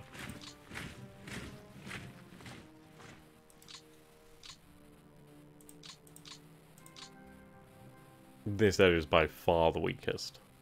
By far. I do have the Brandenburg Panzergrenadier Division. I do have the 154th Infantry Division. We do have the 1st Hermengaren. I'm going to assume that this is a Hermengaren Panzer Division. Withdrawals being generous, escaping the clutches of Red Moor is more accurate. Yeah, definitely true. In all honesty, it's it's a terrible, terrible situation. I don't have, I mean, with this being in winter, I don't have the benefit of being able to rely upon river lines. I simply don't. In all honesty, the best thing that could happen to us would be mud. Mud really does help me out. Mud's the best thing we can hope for. I mean, these are heavy blizzards. Absolutely terrible. All that is available is a series of poor choices, just have to find the best of the worst possibility. Indeed. I mean, it's like, I'd love to be coming up with grand defensive plans or grand defensive plans, but we simply can't do that. The first session, perhaps the first 2 sessions, is really going to be damage control. Absolute damage control. We need to figure out how best to hold the front line. And frankly, it's a difficult situation. We lack the numbers, we lack the arms, we lack the artillery, we lack the amount of armor, the amount of planes, the supplies is actually in our favor, technically. We do have the availability of supplies, even if it is shaky. I need to pull back here.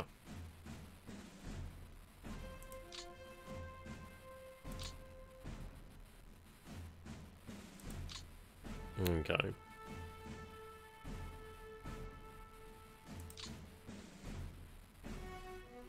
Have fun, a former Luftwaffe field division that didn't acquit themselves terribly in Italy.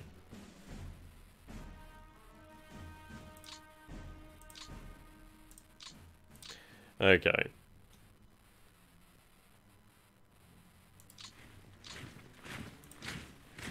Occupy the forest.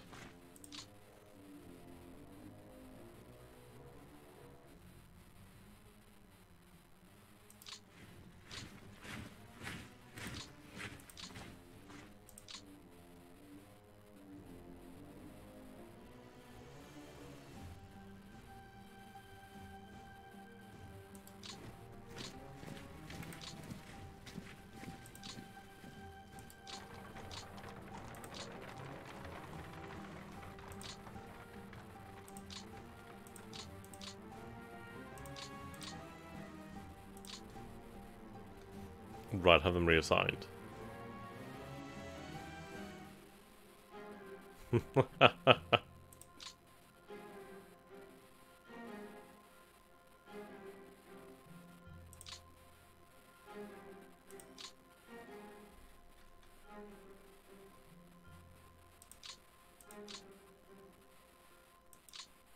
This corps needs to hold this. These 2 corps need to hold this area. And they're going to find that impossible to do.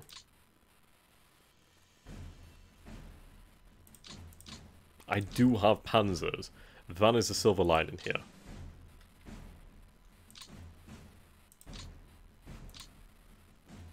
Right, have them assigned to that corps.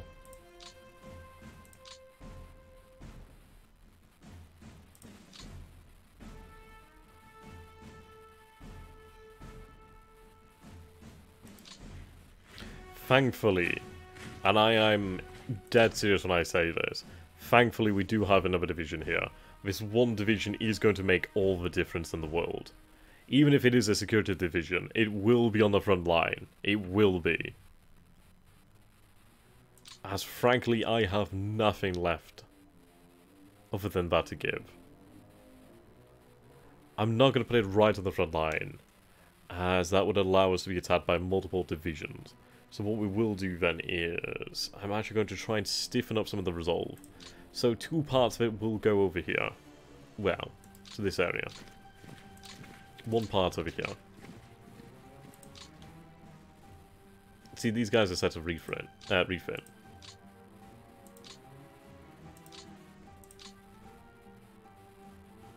What I'm trying to do here is blunt their offensive towards Lodz.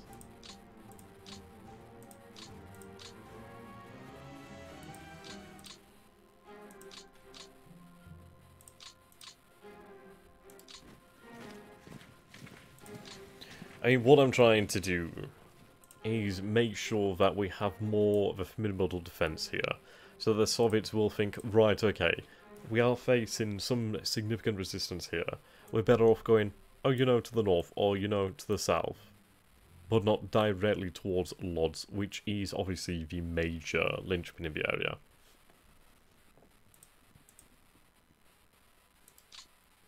That's the theory anyway. I would like to actually hold these defensive points.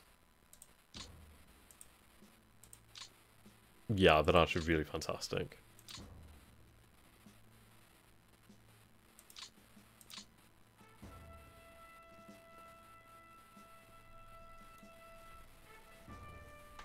Easier said than done.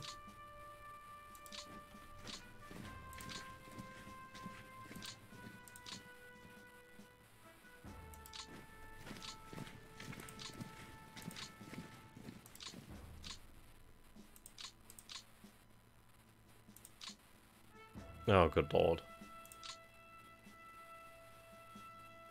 They are boned.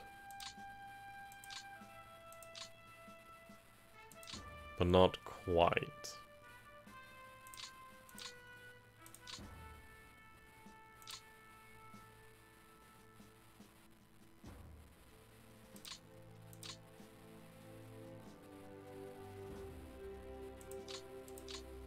Right, pull back the panzers for the time being.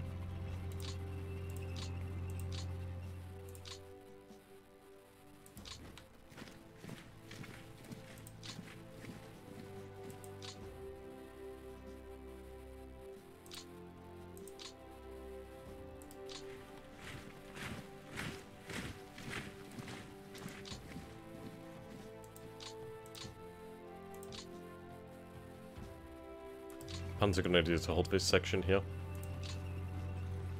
I know this seems like madness. The reason why I didn't actually just pull back these troops individually is they work better as a division, as an actual proper division. And if they fall back as a division. So I'm trying to form something of... well... it's a difficult one. I'm going to try and hold something like this. And... it's going to be fun. It's going to be so fun. This is a bane in my life.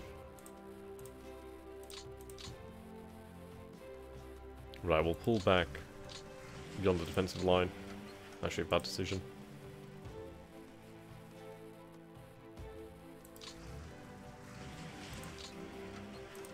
It's a shame about this.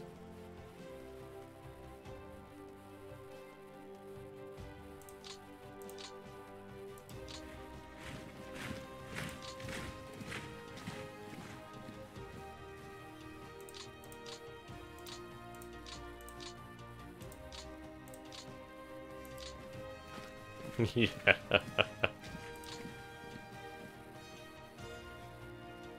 Yeah, I'll go around in a circle lots.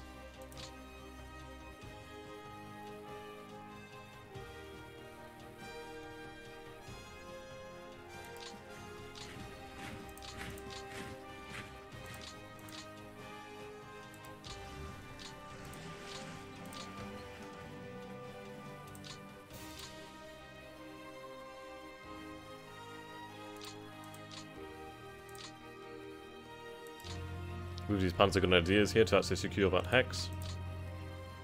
Move the artillery here.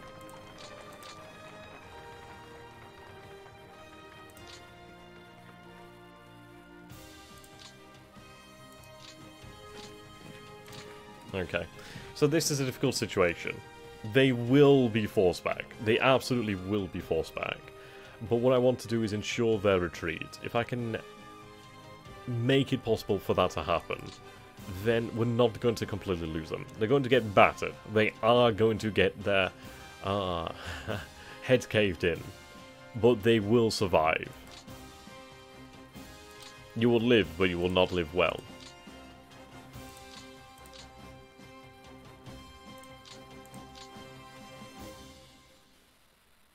Now I am going to leave this Panzer Division here on the front line of this fortified position. The reason being, this is incredibly weak. Incredibly weak.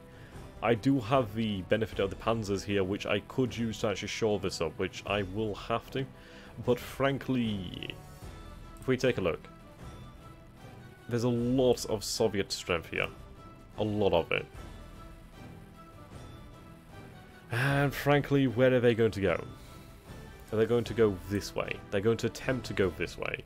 But I'm going to try and force them to go this way, towards the Vistula.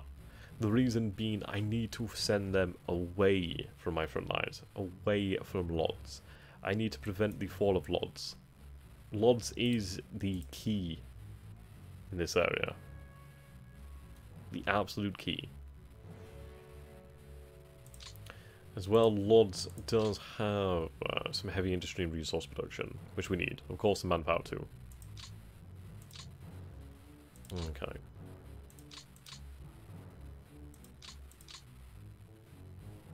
You'll be assigned directly to the 9th Army.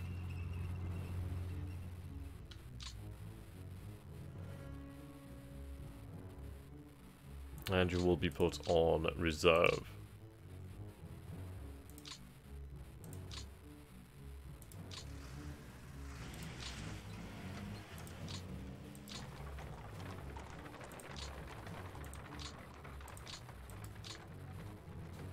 It's a dire situation here.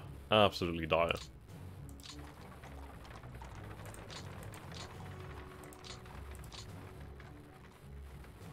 We've had to give a lot of ground here.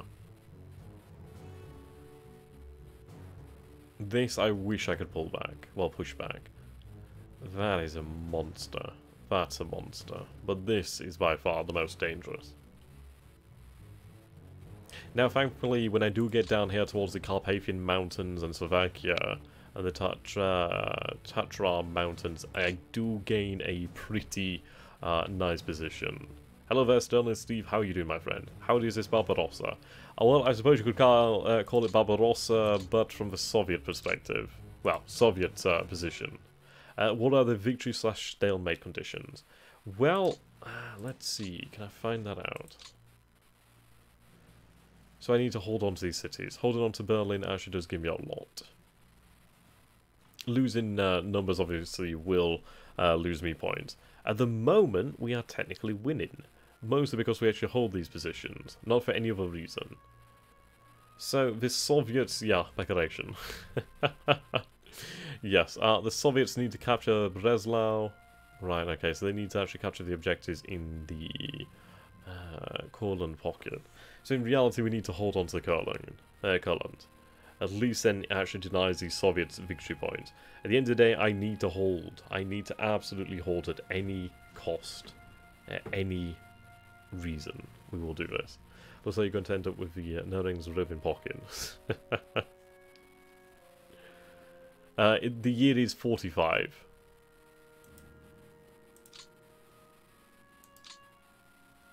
Okay. This is a difficult position. I do have some decent forces down here, but not many of them. I can pull back here.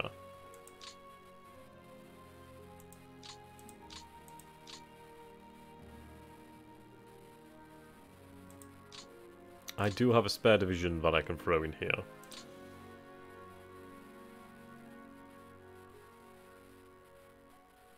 Really what I'd rather do is move this division here, this division here.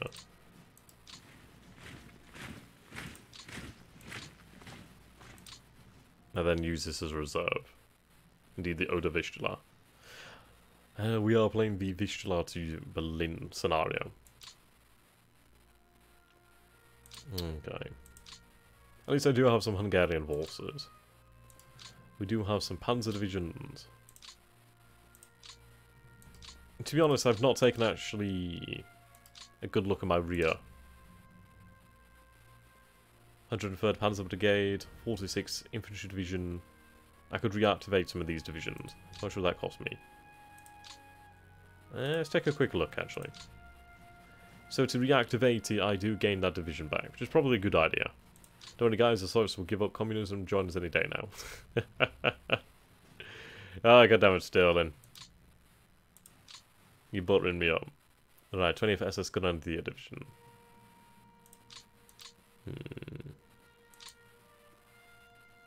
Holstein Panzer Division.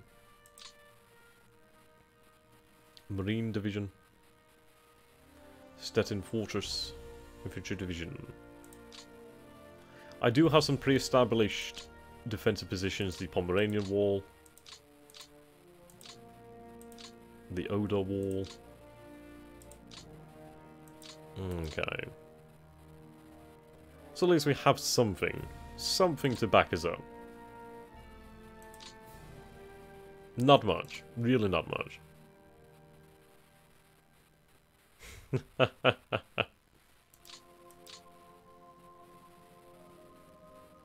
Okay.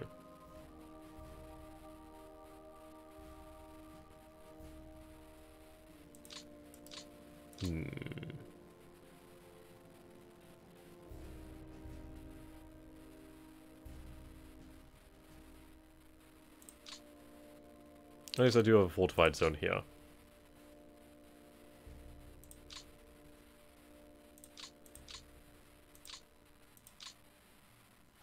Right, pull back.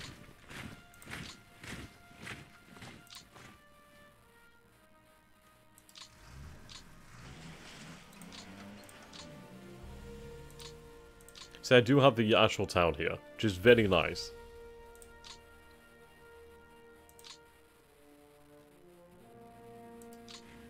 With that infantry division there.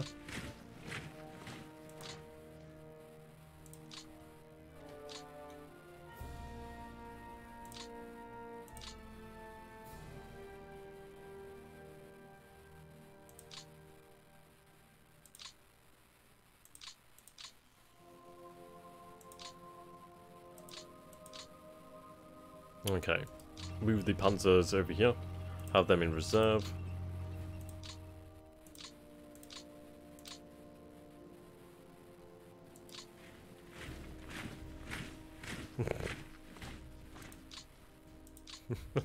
Goddamn comedian.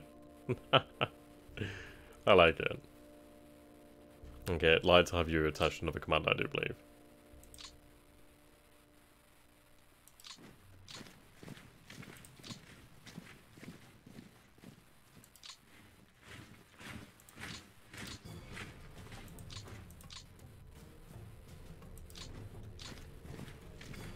Sadly, they have to be sent to the front line.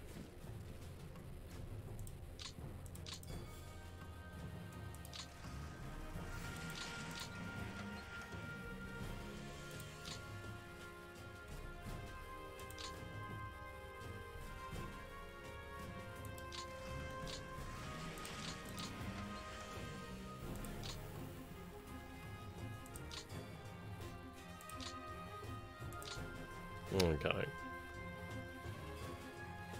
Reserves here. Reserves definitely here.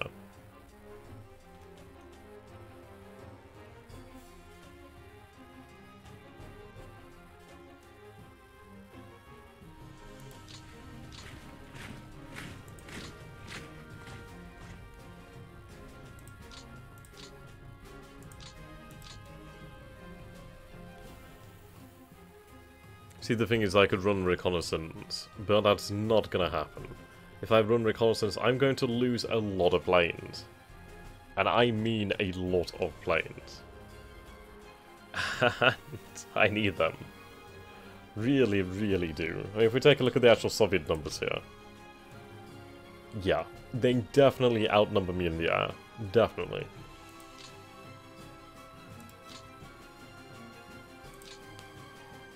I do have a force over here. Okay, we'll move them down to the town over here at Konikopol. Konikopol? Konikopol. I don't know how you pronounce that.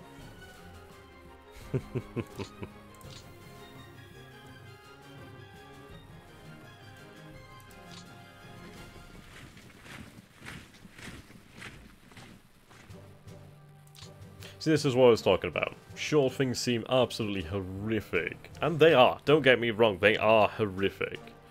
But we're able to salvage something of a front line. At the end of the day, as long as we can form a coherent front line, we have viability. I already do have 2 Panzer Grenadier forces that I can actually use to stiffen the lines where we need to. And reality is, this will hold. And I'm considering, do I pull back here? I could, but I don't think it would serve to any particular benefit, as I still have to cover this. And I see, so we have, well, I mean, it was short on the front line, so 1, 2, 3, 4, 1, 2, 3, 4, 5.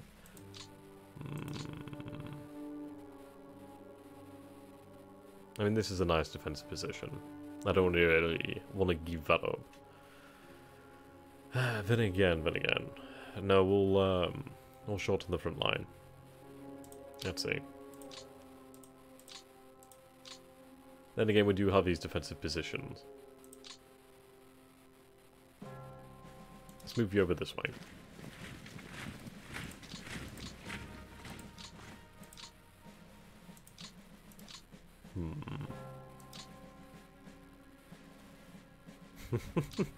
God damn it, Steve.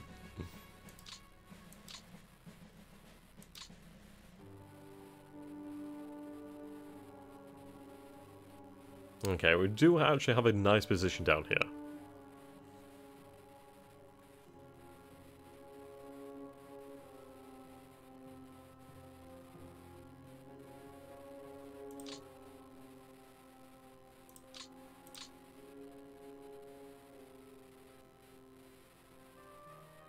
Okay.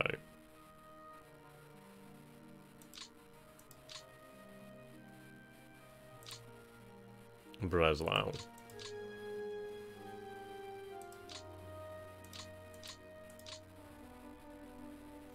I mean, this is it. Where am I weakest on the ground? That is definitely a good question.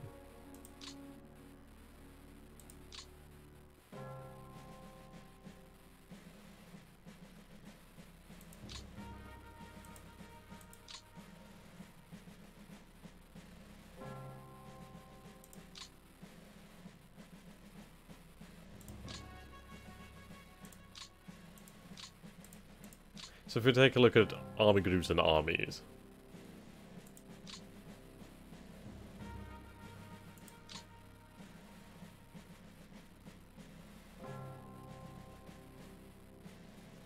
So center... Well, actually no, army group A has... Well, sorry, army group A has the most men. Followed by center. Army group North does have a considerable amount of men. Don't get me wrong. Most guns to A, then center. Army Group North is obviously lacking in artillery, obviously because they're cut off. Group A has the most armor, followed by center. Lots of aircraft. Okay. This is something we have to sort out. In terms of the armies, the 1st Panzer Army is lacking. The 17th Army is the one to worry about, which is over here. So in reality, I need to move forces. The thing is, do I actually deploy my Panzer Grenadiers all at once, or do I keep them? Does this game simulate Western bombs of Germany and all that? Then again, I don't know if it has production. It does have production, but it's very much different to how you'd imagine. So if you want to take a look at a deeper economic situation, well, simulation, I would definitely suggest getting Grigsby's War in the Pacific. That does cover the industry and the effects of bombing quite significantly. Okay.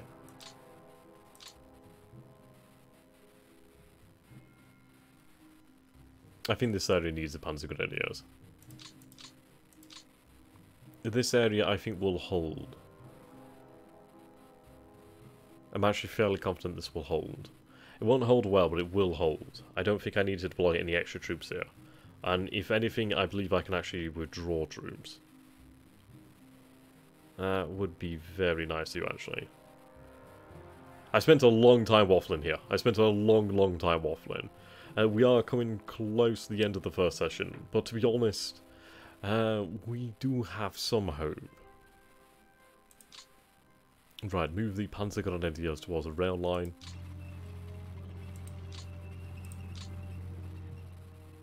And we will use them to blunt the offensive here.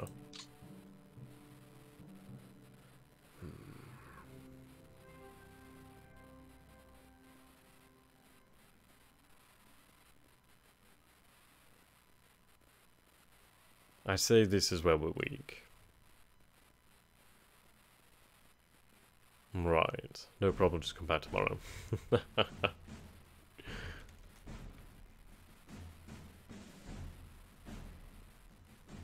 Okay.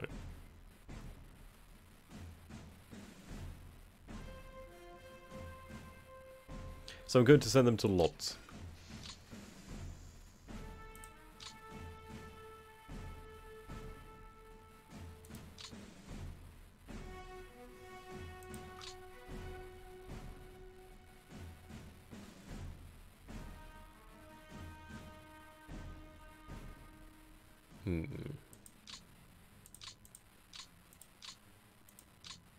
Ninth Army is actually over command. Okay. Have them change armies.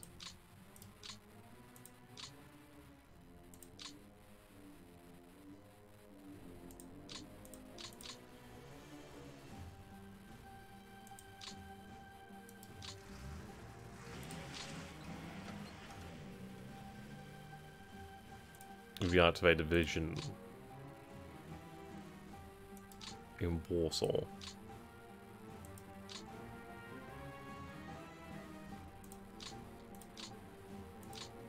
Now, this might sound like madness, but I would like to actually send Panzer Grenadiers into Warsaw. The reason being, if I stiffen up the resistance there in Warsaw, then that is a major, major bonus there. Okay.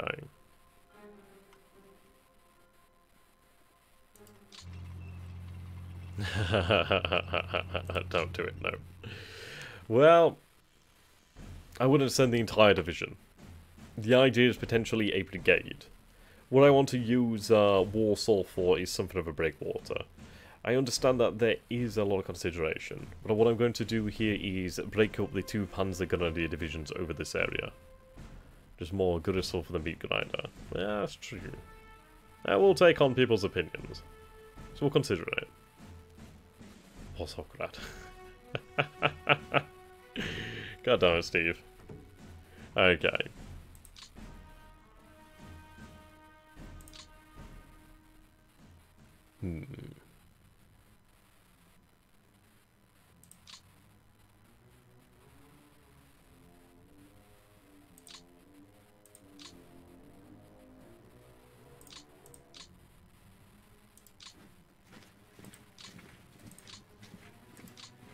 Right, form that up.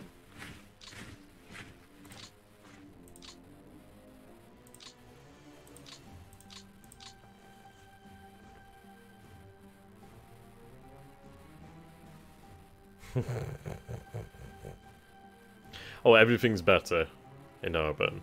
Well, not everything. Panzer Grenadiers are pretty good. Well, things generally do have a solid defense in urban settings. And in fairness, if I can spare a division down here, I will send another division into Warsaw, just to make sure it holds.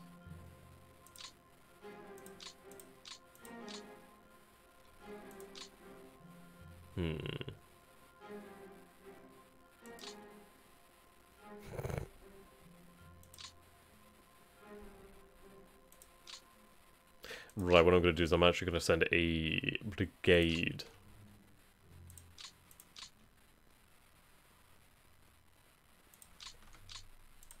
Not from there. So I'm going to send a detachment of the 73rd Infantry Division. That should hopefully help stabilize the situation over here in Warsaw. I am going to actually deploy my Panzer Grenadiers over to this area.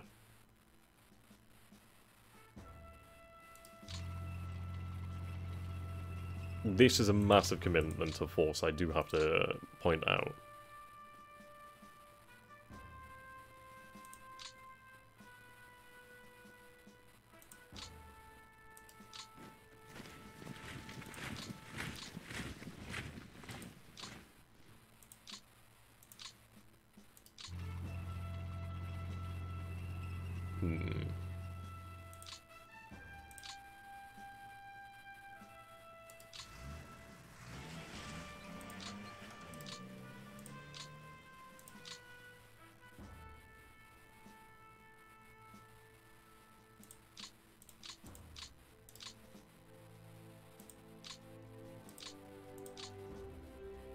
Okay, you should be able to potentially handle that.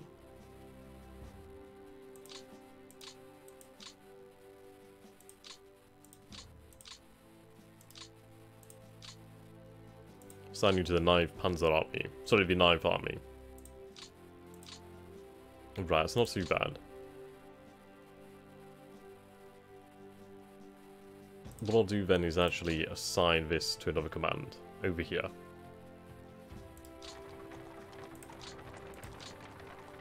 Okay, you're gonna function pretty well. Okie dokie.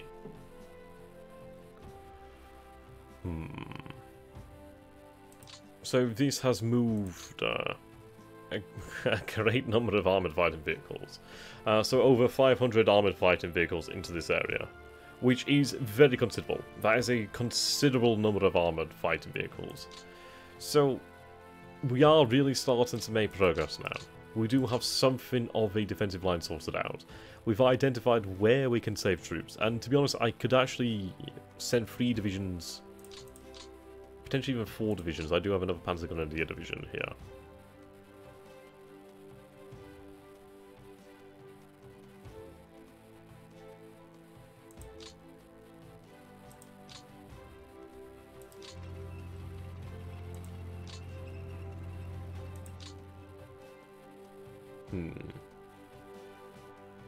Bad move.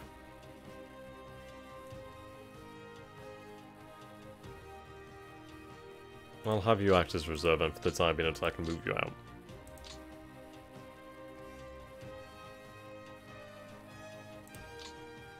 I do have a Panzer division here, that's great.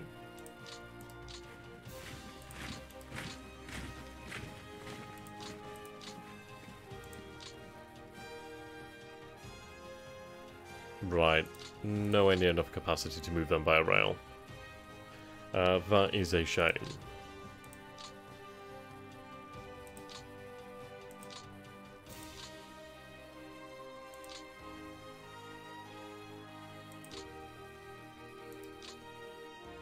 Okay.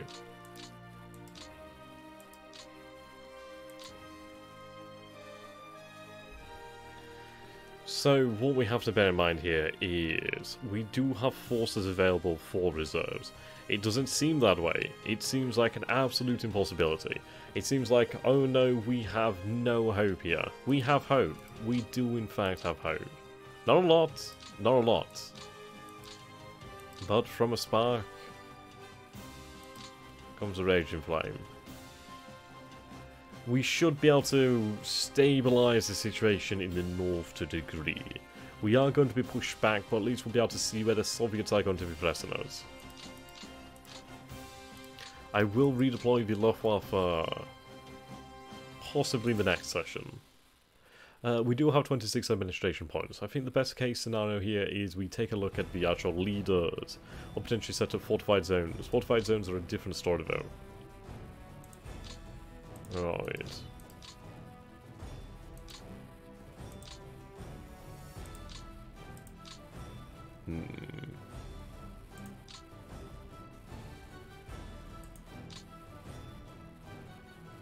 Let's move another infantry division down this way.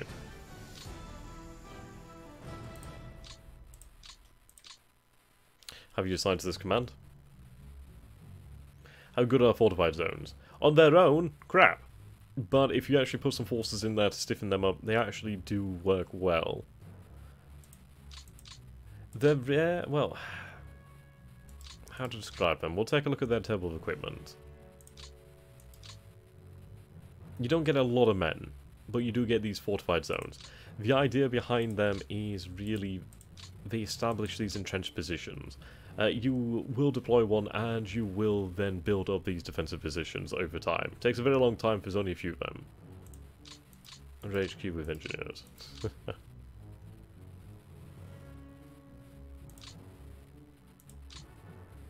Okay. Reserves here too. So at least in this area we do have a couple thousand reserves. Yeah, the build of the forts beforehand, pretty much.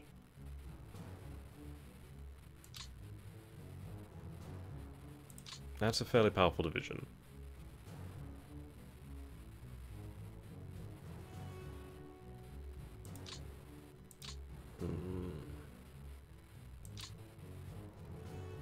Yeah, they'll break pretty quickly or just be destroyed.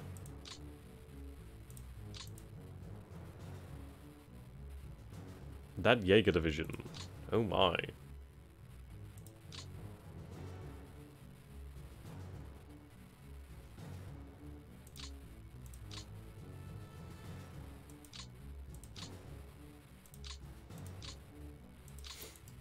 Very formidable down here. We should be able to actually hold without much issues. What I'm interested in is the 20th Panzer. They do need to be moved out.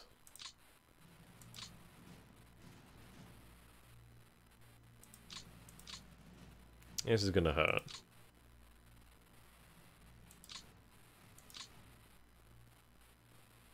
Okay. But we do have 3 infantry divisions that we can move. We have another panzer division. We have technically 2 to 3 panzer divisions that can be moved. We have a panzer grenadier division that we will move in time. Some of these forces actually could march over here. These forces could march to be potentially. So what I could do is I have the option. I do have the option of sending a Jaeger division here to help stiffen their lines up.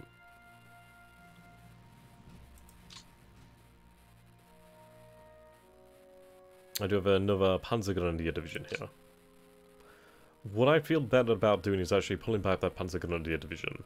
I think with Panzer Grenadiers, I mean, I say Panzer Grenadier division, but it's not exactly tip-top condition, is it?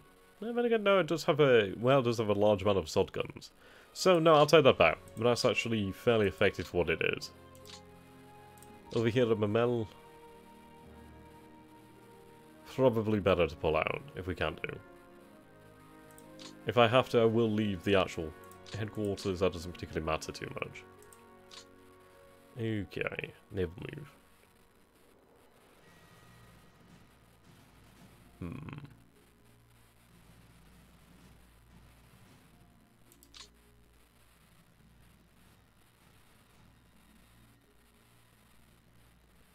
You can imagine how dangerous something like this is.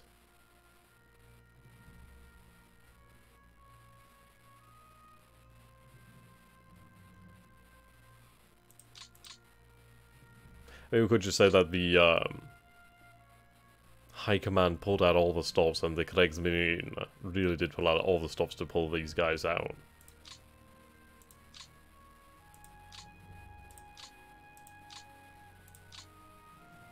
It's not a lot of men. But, you know, it actually is something. It is going to make its difference felt. I just hope it doesn't catastrophically backfire on me, as it is going to make it easier on the Soviets now. They will take Mamel. Baltic was swarming with hostile planes at this point. Oh yeah, I can imagine. Okay. So, I mean, that's another 2 infantry divisions. Not full strength, don't get me wrong. Not full strength, but still better. Something that we can actually use.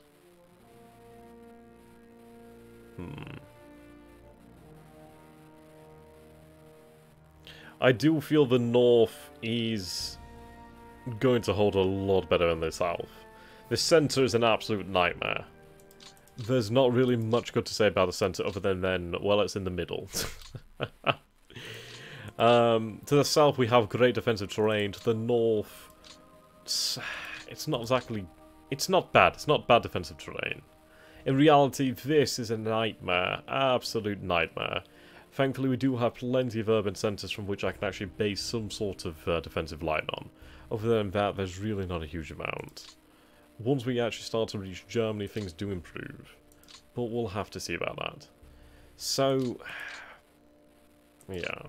If I look for my areas of industry...